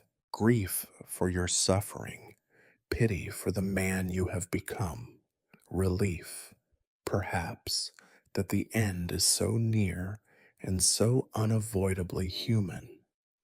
You attempt, as best you can, to offer forgiveness in return for slights real or imagined, for words spoken in haste, for all the ways love was masked by power or fear. Your words are frail, your breath shallow, but you mean them. In this moment, the titles and honors mean nothing. You are only a father, a husband, a friend who has failed and tried and failed again. The church, for all its rigid traditions, offers a kind of grace. The final rites, extreme unction, the laying on of hands, the whispered promise of paradise, are performed with solemn care. You feel the oil on your forehead, the cool fingers tracing across, the collective hope of a room full of believers reaching upward for something beyond the reach of sickness or sorrow. There are moments when you almost believe it. The fever lifts just a little, the pain recedes into the background. You feel lighter, not only in body, but in soul. There is, you think, a kind of mercy in being allowed to make peace, however imperfect, with your own life. The past cannot be undone, but perhaps it can be laid to rest, as you yourself are soon to be. The monks continue to pray, their voices rising and falling in a steady rhythm. The sound becomes the background music to your final hours, a gentle tide that carries you through each act of contrition, each attempt at redemption. You realize that even kings must beg forgiveness in the end, not only from God, but from those who loved and suffered because of them. As the day wanes, the rituals draw to a close. Your confessor leans in, his voice barely more than a whisper, and assures you that all is forgiven, that the gates of heaven are open, that the sins of Charles the Bald will be remembered only by history and not by eternity. You nod, too tired for skepticism. There is comfort in the promise, whether it is true or not. The chamber grows quiet again. Your family sits with you, holding your hands, smoothing your hair, telling you that all is well. You want to believe them. You want to believe in forgiveness, in redemption, in the possibility that what comes next will be gentler than what came before. And so you rest, the weight of regret lifting, if only a little, as the shadows lengthen and the prayers continue. The world narrows to this: the last acts of contrition, the hope for mercy, the slow, merciful release of all the burdens you carried for a lifetime. There comes a moment when you realize that your body is abandoning you by degrees. It is not a sudden collapse, not the dramatic poetic exit that legends would later ascribe to kings. Rather, it is a slow, grinding withdrawal, a retreat so methodical and unsentimental that even your physicians, long practiced in the rituals of false hope, can no longer pretend otherwise. It begins in your feet. One morning you discover, after a restless night of half sleep and relentless coughing, that you can no longer feel the scratchy wool of the blanket against your toes. You try to wiggle them, just to prove to yourself that you still can. Nothing happens. The effort leaves you winded, and the sensation is as if your feet have slipped quietly away in the night, uninterested in the outcome of your struggle. Your hands are next. Once, these were the hands that gripped sword and scepter, that signed edicts, that caressed the cheek of your beloved. Now they tremble, the fingers curled inwards, stubborn and useless. A servant tries to place a cup of water in your grasp, but the cup slides through your grip and splashes onto the sheets. You stare at your hand, surprised, almost amused. Is this what kingship comes to? A contest lost against a wooden cup? Your physicians notice, of course. They have spent so many days and nights watching your decline that they have learned the choreography of defeat. Their attempts at optimism become rarer, their talk more cautious. There is a new honesty in their eyes, a silent admission that their arsenal of remedies, mustard poultices, bitter draughts, bloodlettings, relics, and more relics, has failed. They stop promising cures and start offering comfort. Their hands, when they touch you now, are gentler, less insistent. They check your pulse more out of habit than hope. Your legs are weak too, as if they have forgotten the weight they once carried. When the nurses try to help you sit up, your knees buckle, refusing to cooperate. You remember, with a bleak sort of pride, the days you rode for hours at a stretch, leading columns of armored men through fields and forests, up mountains and across rivers. You remember the ache in your thighs after a day of battle, the tired satisfaction of being a king who could endure. There is no satisfaction now. There is only a numbness that creeps upward, like water rising in a sinking ship. Your breath is shallow, your chest heavy. You do not even try to clear your throat anymore. The effort is too much. Even speech has become an ordeal. Your words emerge as whispers, fragments of sentences, often lost before they reach their audience. Your family leans in, straining to catch your meaning, but sometimes you simply close your eyes, unwilling or unable to keep trying.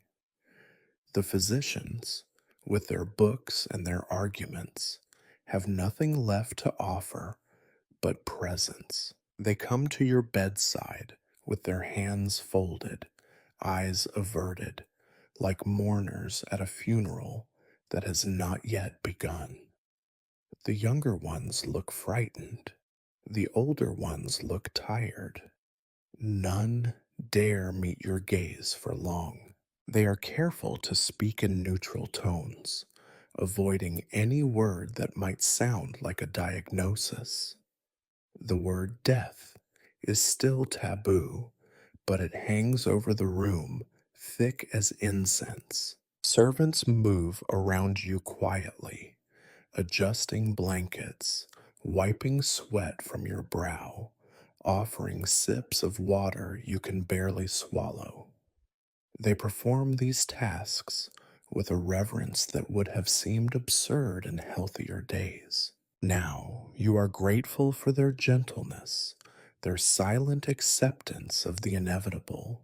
You find yourself wishing you could thank them properly, but your tongue is heavy, your thoughts slow.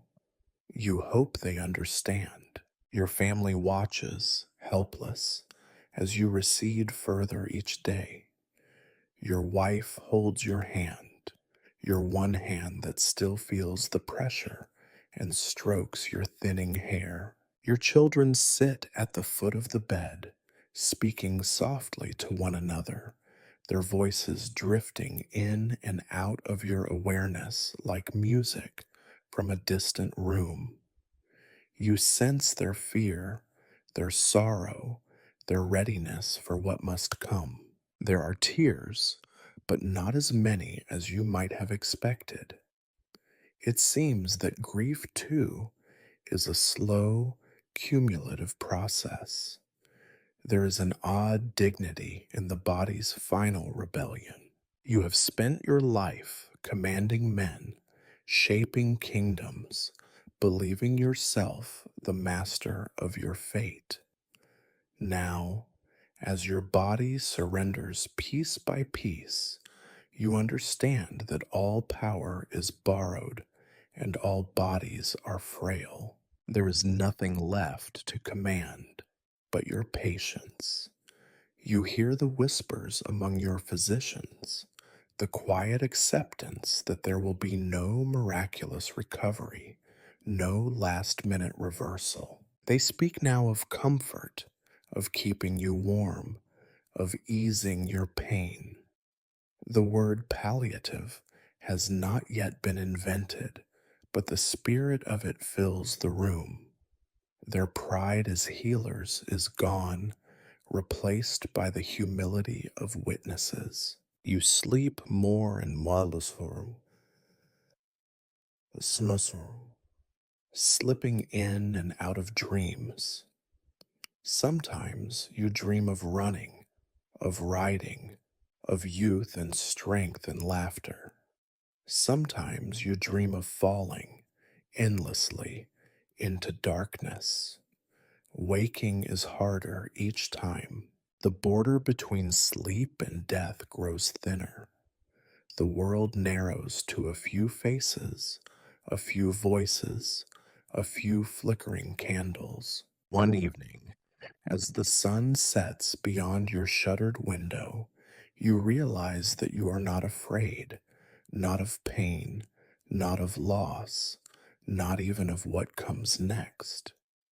There is a strange, almost pleasant emptiness in surrender, a relief in finally admitting defeat.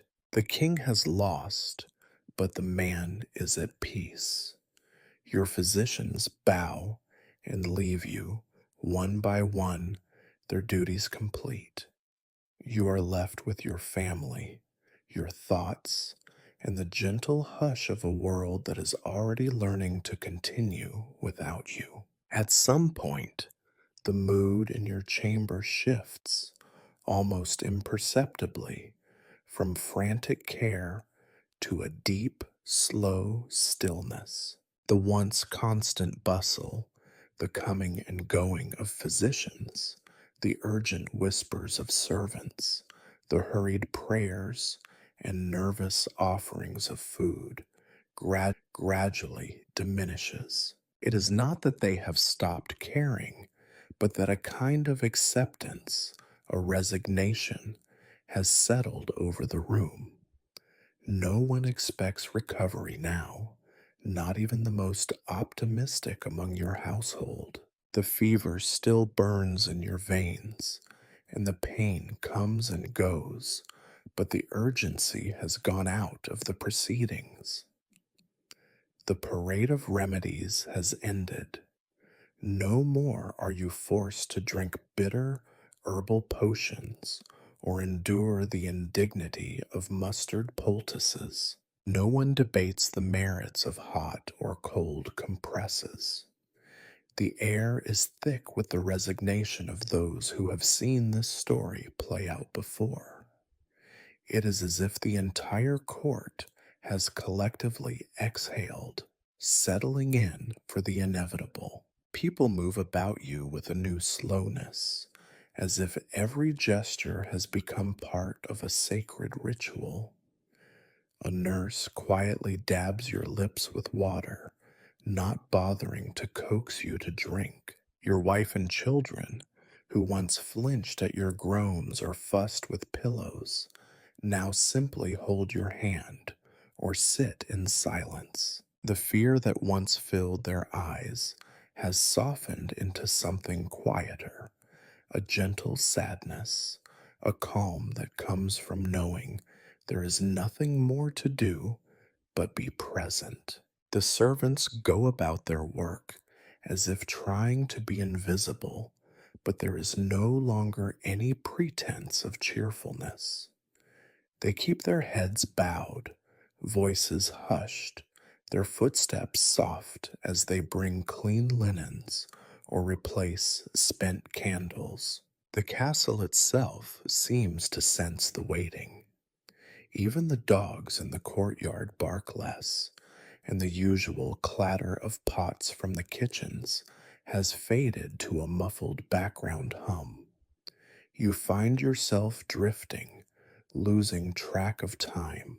There are long stretches where you are unsure whether it is day or night, whether an hour or a lifetime has passed.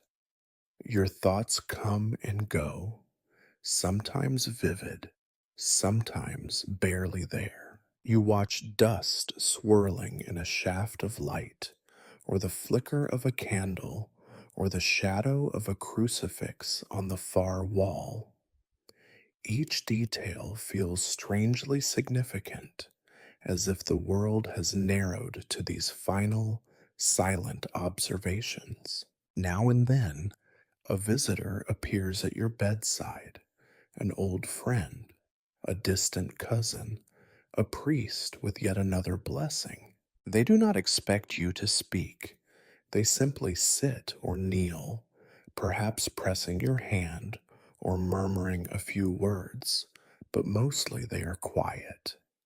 You see in their faces the same resignation that has settled over everyone else. They are waiting, as you are waiting, for something both momentous and utterly ordinary. The conversations that do take place are sparse and practical. Your wife asks the steward if the accounts are in order. Your eldest son speaks quietly with the marshal about the readiness of the guards. Your confessor, seeing that your confessions are finished, now prays less for your soul and more for your peace. The business of the kingdom trickles on, reshaping itself around your absence before you are even gone. You notice, too, that the focus has shifted from you, the king, to the world you are leaving behind. The advisors and courtiers who once sought your attention now meet in the hallways, discussing succession, inheritance, the fate of alliances and vassals. They pass by your door with respectful nods, but you are no longer the center of their world. Their future has already started, even as your own has shrunk to the span of a sickbed. In this muted waiting, there is an unexpected dignity. The spectacle of suffering is over. There is no more need for drama or display. What remains is the quiet work of goodbyes, the gentle rituals of care. You are no longer pressed to eat or speak or even remain awake. You are simply allowed to be, to breathe, to rest, to fade. The finality of it all is both terrifying and strangely comforting. You realize that this, more than any coronation or victory, is the real ceremony of kingship. The moment when your fate becomes common, your legacy begins its transformation into memory, and you yourself become a story told in the past tense. Sometimes you catch the eyes of those closest to you, your wife, your children, the old nurse who has served your family for decades. There is no longer fear or even pity in their gaze, just a profound patience, a willingness to see you through these last days or hours, however many are left.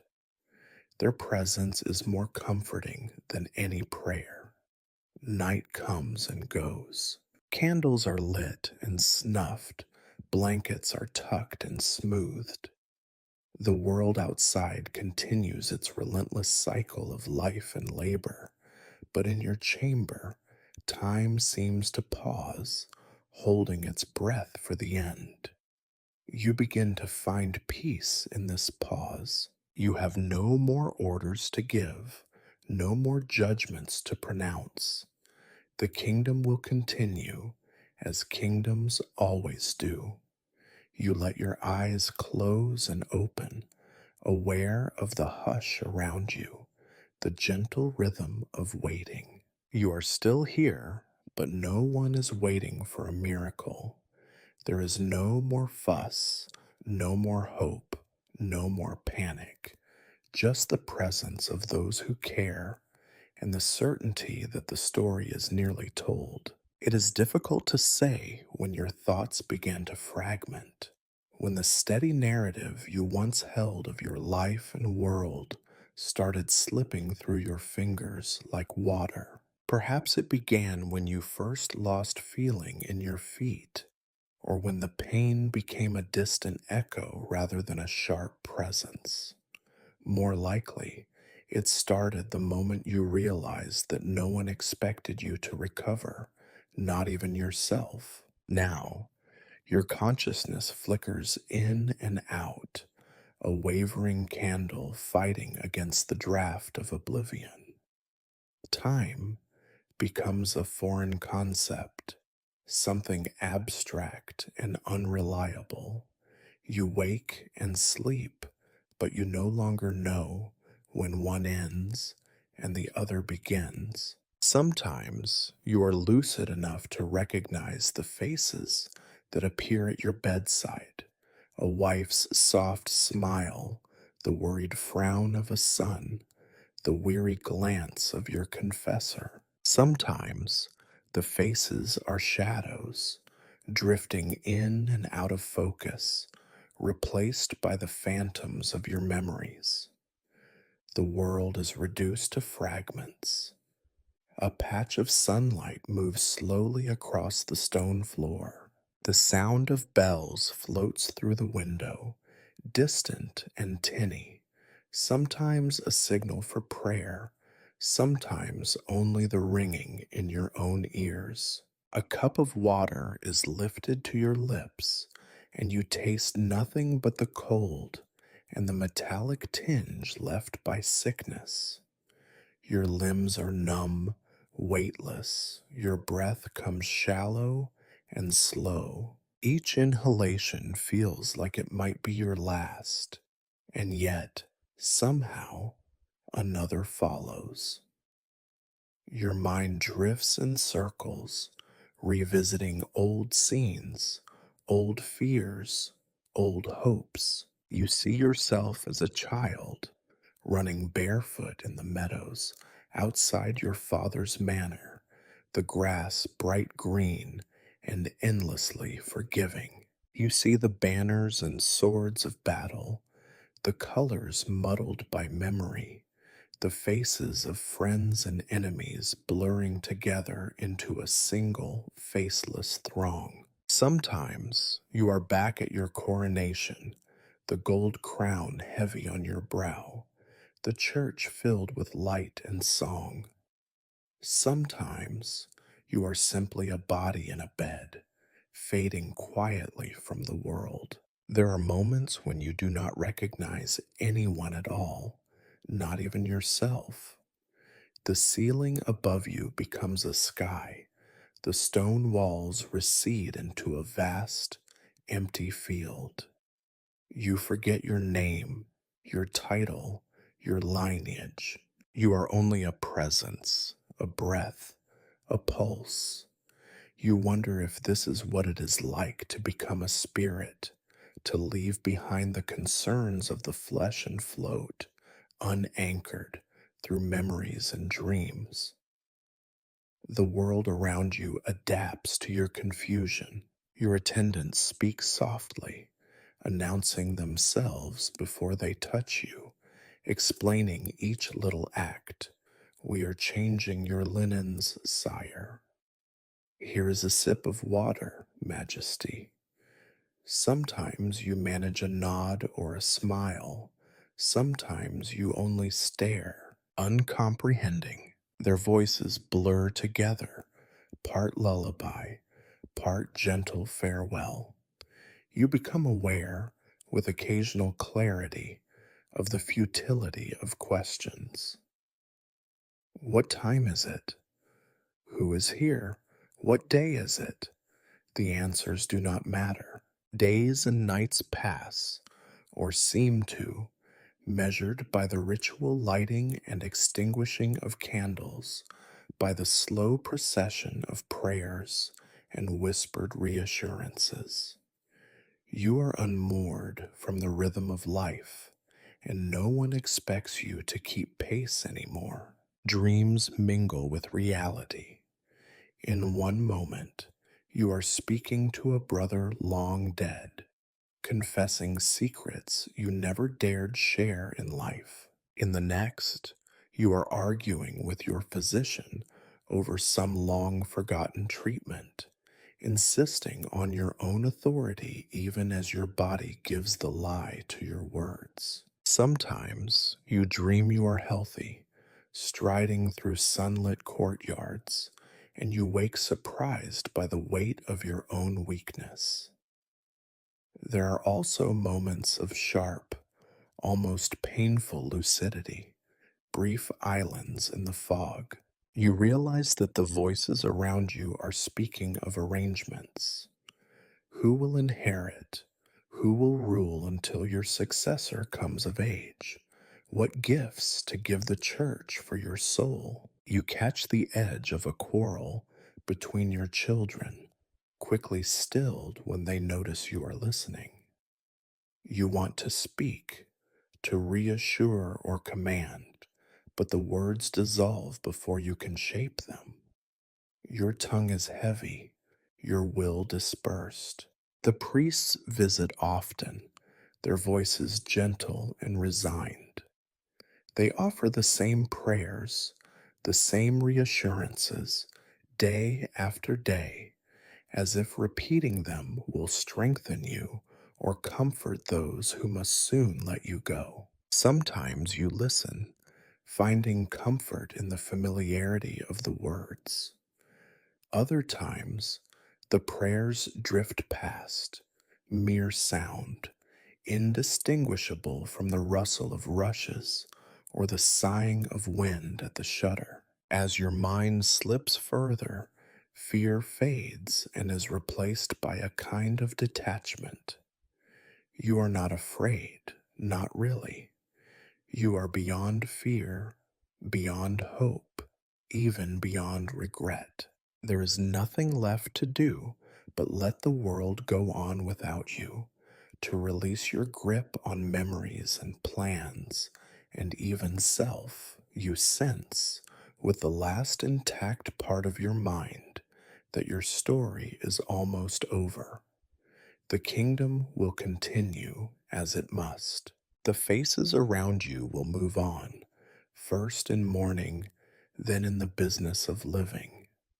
Your name will pass into history, to be remembered or forgotten by those who come after. All that remains now is to wait, to let go, and to drift wherever it is the dying go, beyond the reach of pain, of memory, of longing, and so you do. Your thoughts become whispers, shadows, fragments. Consciousness flickers and fades, and the world grows dim. You wake, if it can be called waking, to a faint, milky light that slips beneath your heavy eyelids and paints vague shapes on the ceiling above. The air in your chamber is thick with the scent of tallow and incense, the weight of so many silent hours pressing down upon the stones. There is no pain now, not really, just a distant sense of heaviness, as if you are already half gone, your body an anchor in a world that has begun to drift away from you. This dawn feels different. You have lost track of how many sunrises you have witnessed from this narrow bed, how many times you have watched the colorless light seep through your shuttered window, heralding another day of suffering and waiting. Today, you sense, is the last. There is a hush in the room, a collective breath held in anticipation, as if everyone is waiting for you to notice something final in the air. The faces at your bedside have blurred and changed so many times, but now they are familiar. Your wife, her hand curled gently in yours. Your eldest son, standing guard at the foot of the bed. Your confessor, murmuring prayers in the softest of tones. Servants keep their distance, shuffling quietly, eyes lowered, hands folded. Even the monks have taken on a reverence so absolute that their voices barely rise above a whisper. You open your eyes with effort and look around, trying to memorize the details of this small, shrinking world. The way the dust glows in the morning light, the threadbare tapestry depicting some forgotten battle, the pattern of cracks in the ancient ceiling beams. Everything seems precious and remote, a collection of relics from a life that is slipping out of reach. You are struck by the absurdity of it all, that a king who once commanded armies and kingdoms should now find himself enthralled by dust motes and sunbeams. There is a clarity to this dawn, a stillness that was absent before. The pain, the cough, the ceaseless worries about succession and legacy have faded, leaving behind a quiet acceptance. You realize that the world does not mourn you yet. It waits respectfully for your exit, but it has already begun to move forward. Somewhere, a rooster crows in the courtyard. The kitchen fires are stoked. The kingdom wakes, as it always does, to the familiar routines of labor and hope. You try to speak, to say some last word of wisdom or farewell, but your voice fails you. A faint sigh escapes your lips, nothing more. Your wife leans close, brushing your forehead with cool fingers, her tears silent but unashamed. Your son whispers something, words of comfort, or perhaps a promise to remember you with kindness rather than fear. The confessor offers his blessing once again, crossing himself, his faith as steady as your breath is frail. You gaze at them all, your vision clouded yet sharp, with a strange new focus. Each face is a mosaic of love and worry, grief and relief. You wish you could thank them, or ask forgiveness one last time, or simply tell them that you are not afraid. But there is no need. They understand. At the end, all that matters is presence, the act of bearing witness to a passing. The chamber grows brighter as the sun lifts higher, washing the walls in pale gold.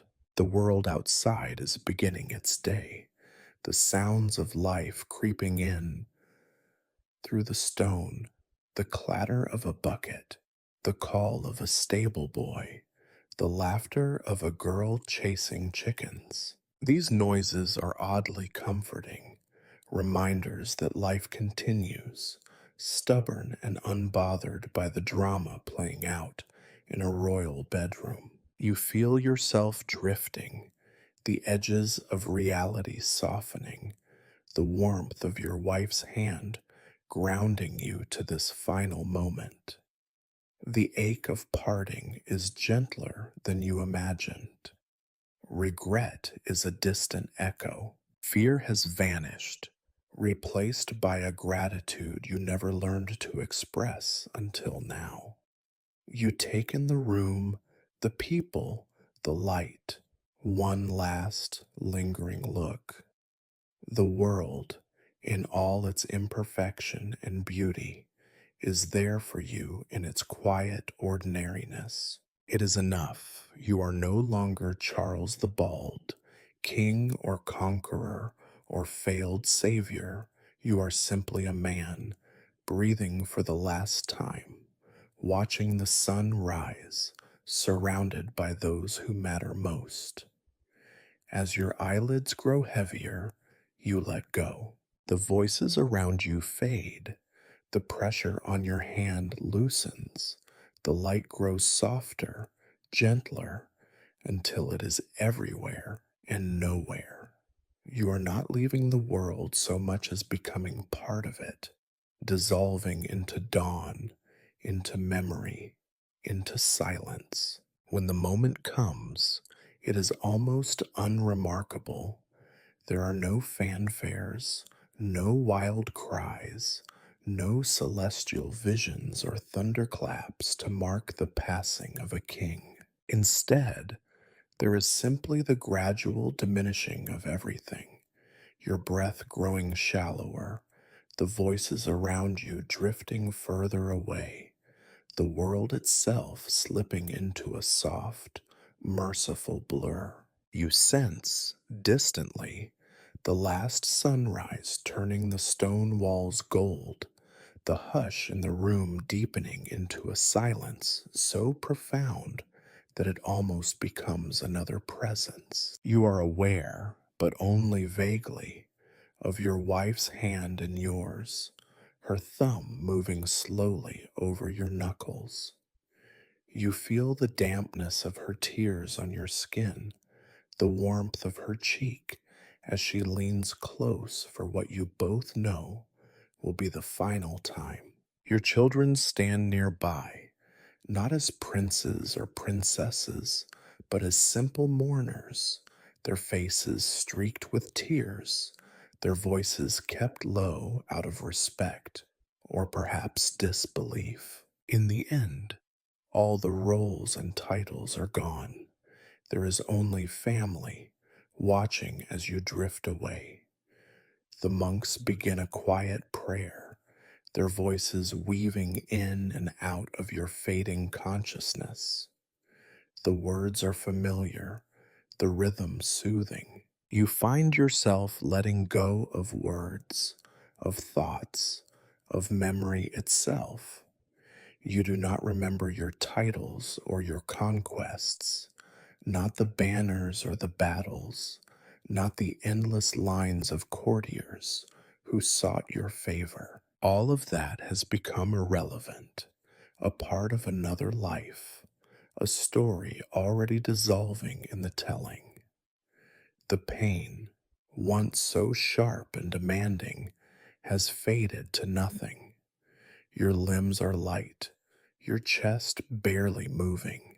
You are aware, for a brief instant, of a sense of peace, the same peace that comes at the end of a long, hard day when you finally lay down your burdens. You do not fear what comes next. You simply accept it. For so long you have fought against rivals, against illness, against the slow betrayal of your own body. Now there is nothing left to fight. You hear your confessor's voice, soft and certain, reciting the last rites. He presses a cross to your lips, anoints your brow with oil, whispers promises of mercy and rest. The rituals continue, but you are no longer their subject. You are already slipping beneath the surface, floating away on a current as gentle as breath. The world grows very small, a patch of sunlight on the floor, a hand in yours, the sound of prayer, the slow hush of tears. Your final breath is neither loud nor labored. It leaves your body almost unnoticed. A sigh, a flutter, and then nothing. The silence in the chamber is total, yet not oppressive. For those present, there is a moment of waiting, as if expecting you to return, to open your eyes, to offer one more command. But you are gone, and the world does not pause for grief. The servants weep quietly. Your family bows their heads.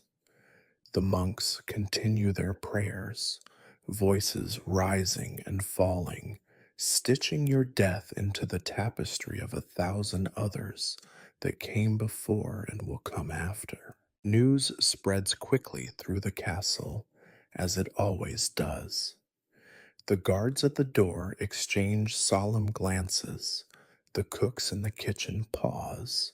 The courtiers in the hallways lower their voices. Some weep, others begin to calculate.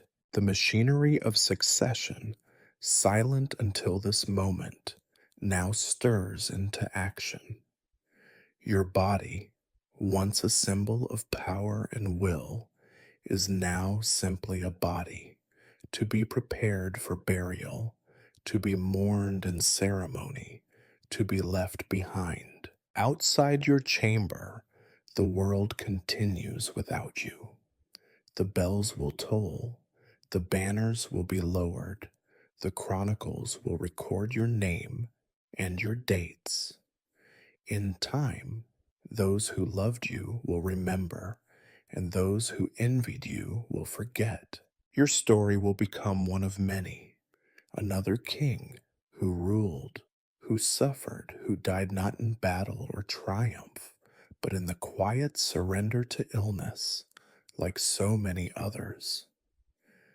There is no heroism in the end, only the final, ordinary act of leaving. No matter your station, no matter the power you once wielded, death is the one event that refuses all ceremony.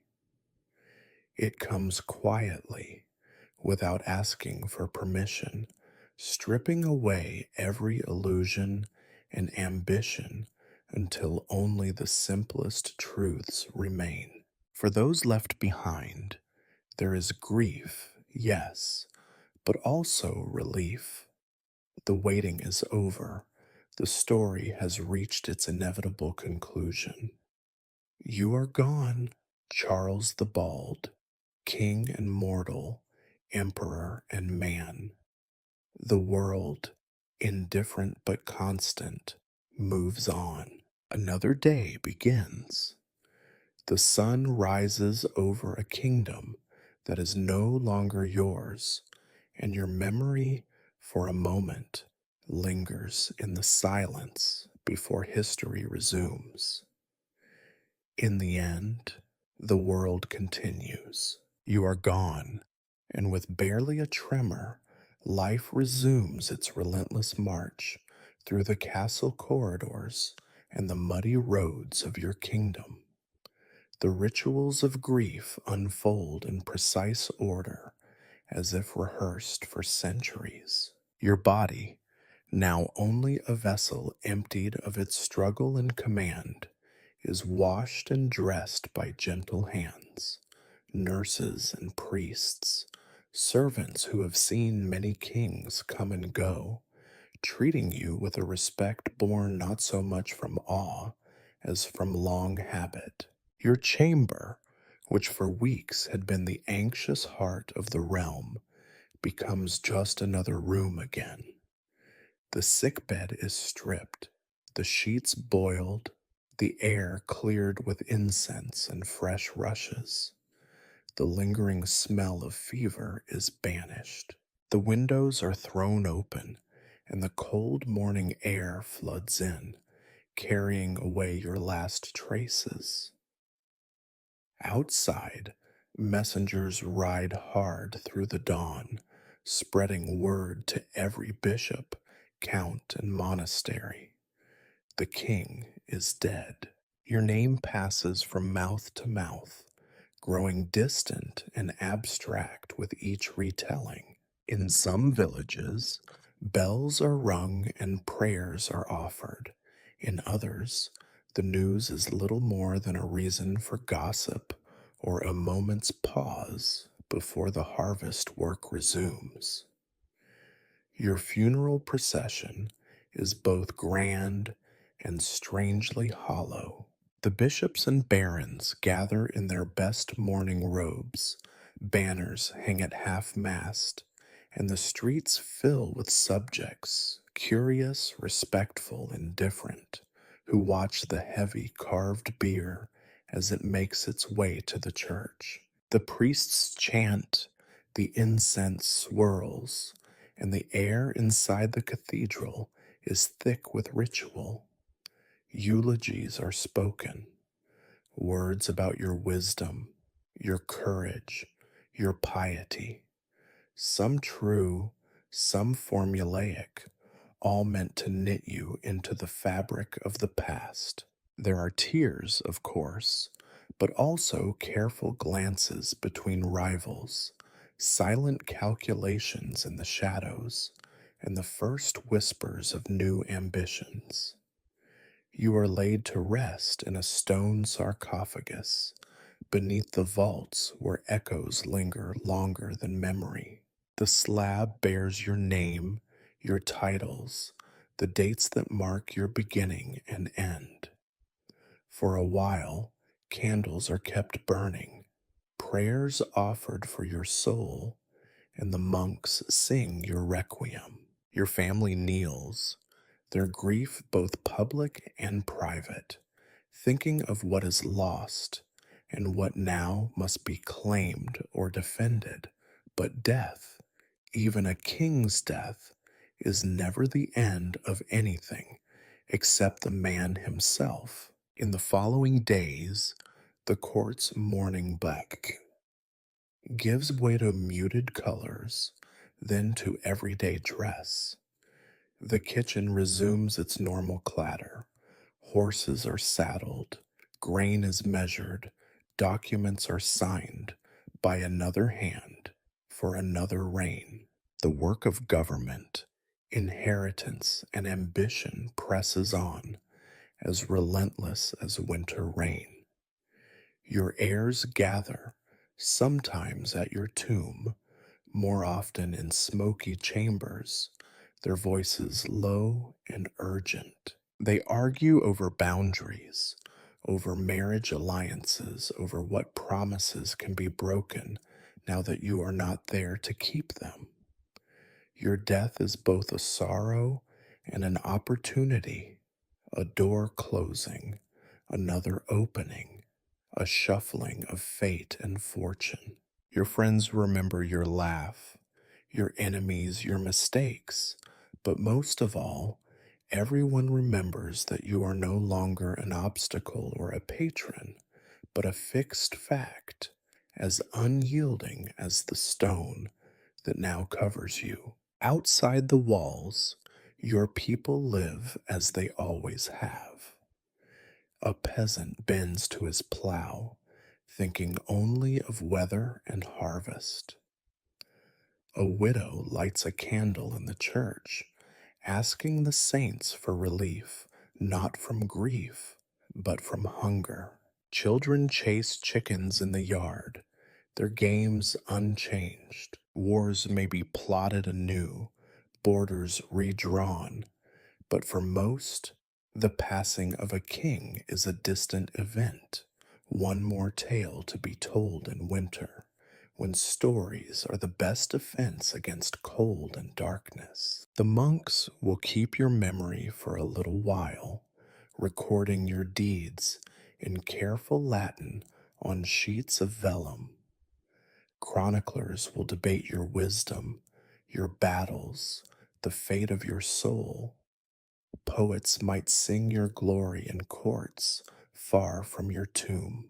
But time, impartial and insatiable, will wear you down as it wears all things down. New kings will rise, new enemies will threaten, new calamities and joys will occupy the minds of all who remain. In the end, you become what all the dead become, a story told less and less often, a name carved in stone, a memory in the mind of a child who will someday wonder, vaguely, who Charles the Bald was and why anyone should care. Perhaps a candle will be lit on the anniversary of your death, or a priest will intone your name at a mass for the departed. But even those gestures will fade, replaced by the present's louder demands. Life goes on, as it must and always does. Your kingdom, your family, your enemies, your friends, all will continue. They will eat and quarrel and pray, love and betray and forgive, build and break and rebuild, all without you.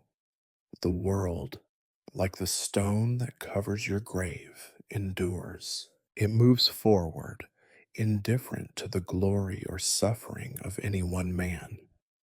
So ends the reign and the suffering of Charles the Bald, king and mortal, lost to time, remembered only as long as memory itself endures. And even then, only until the next king dies and another procession of mourning, waiting, and forgetting begins.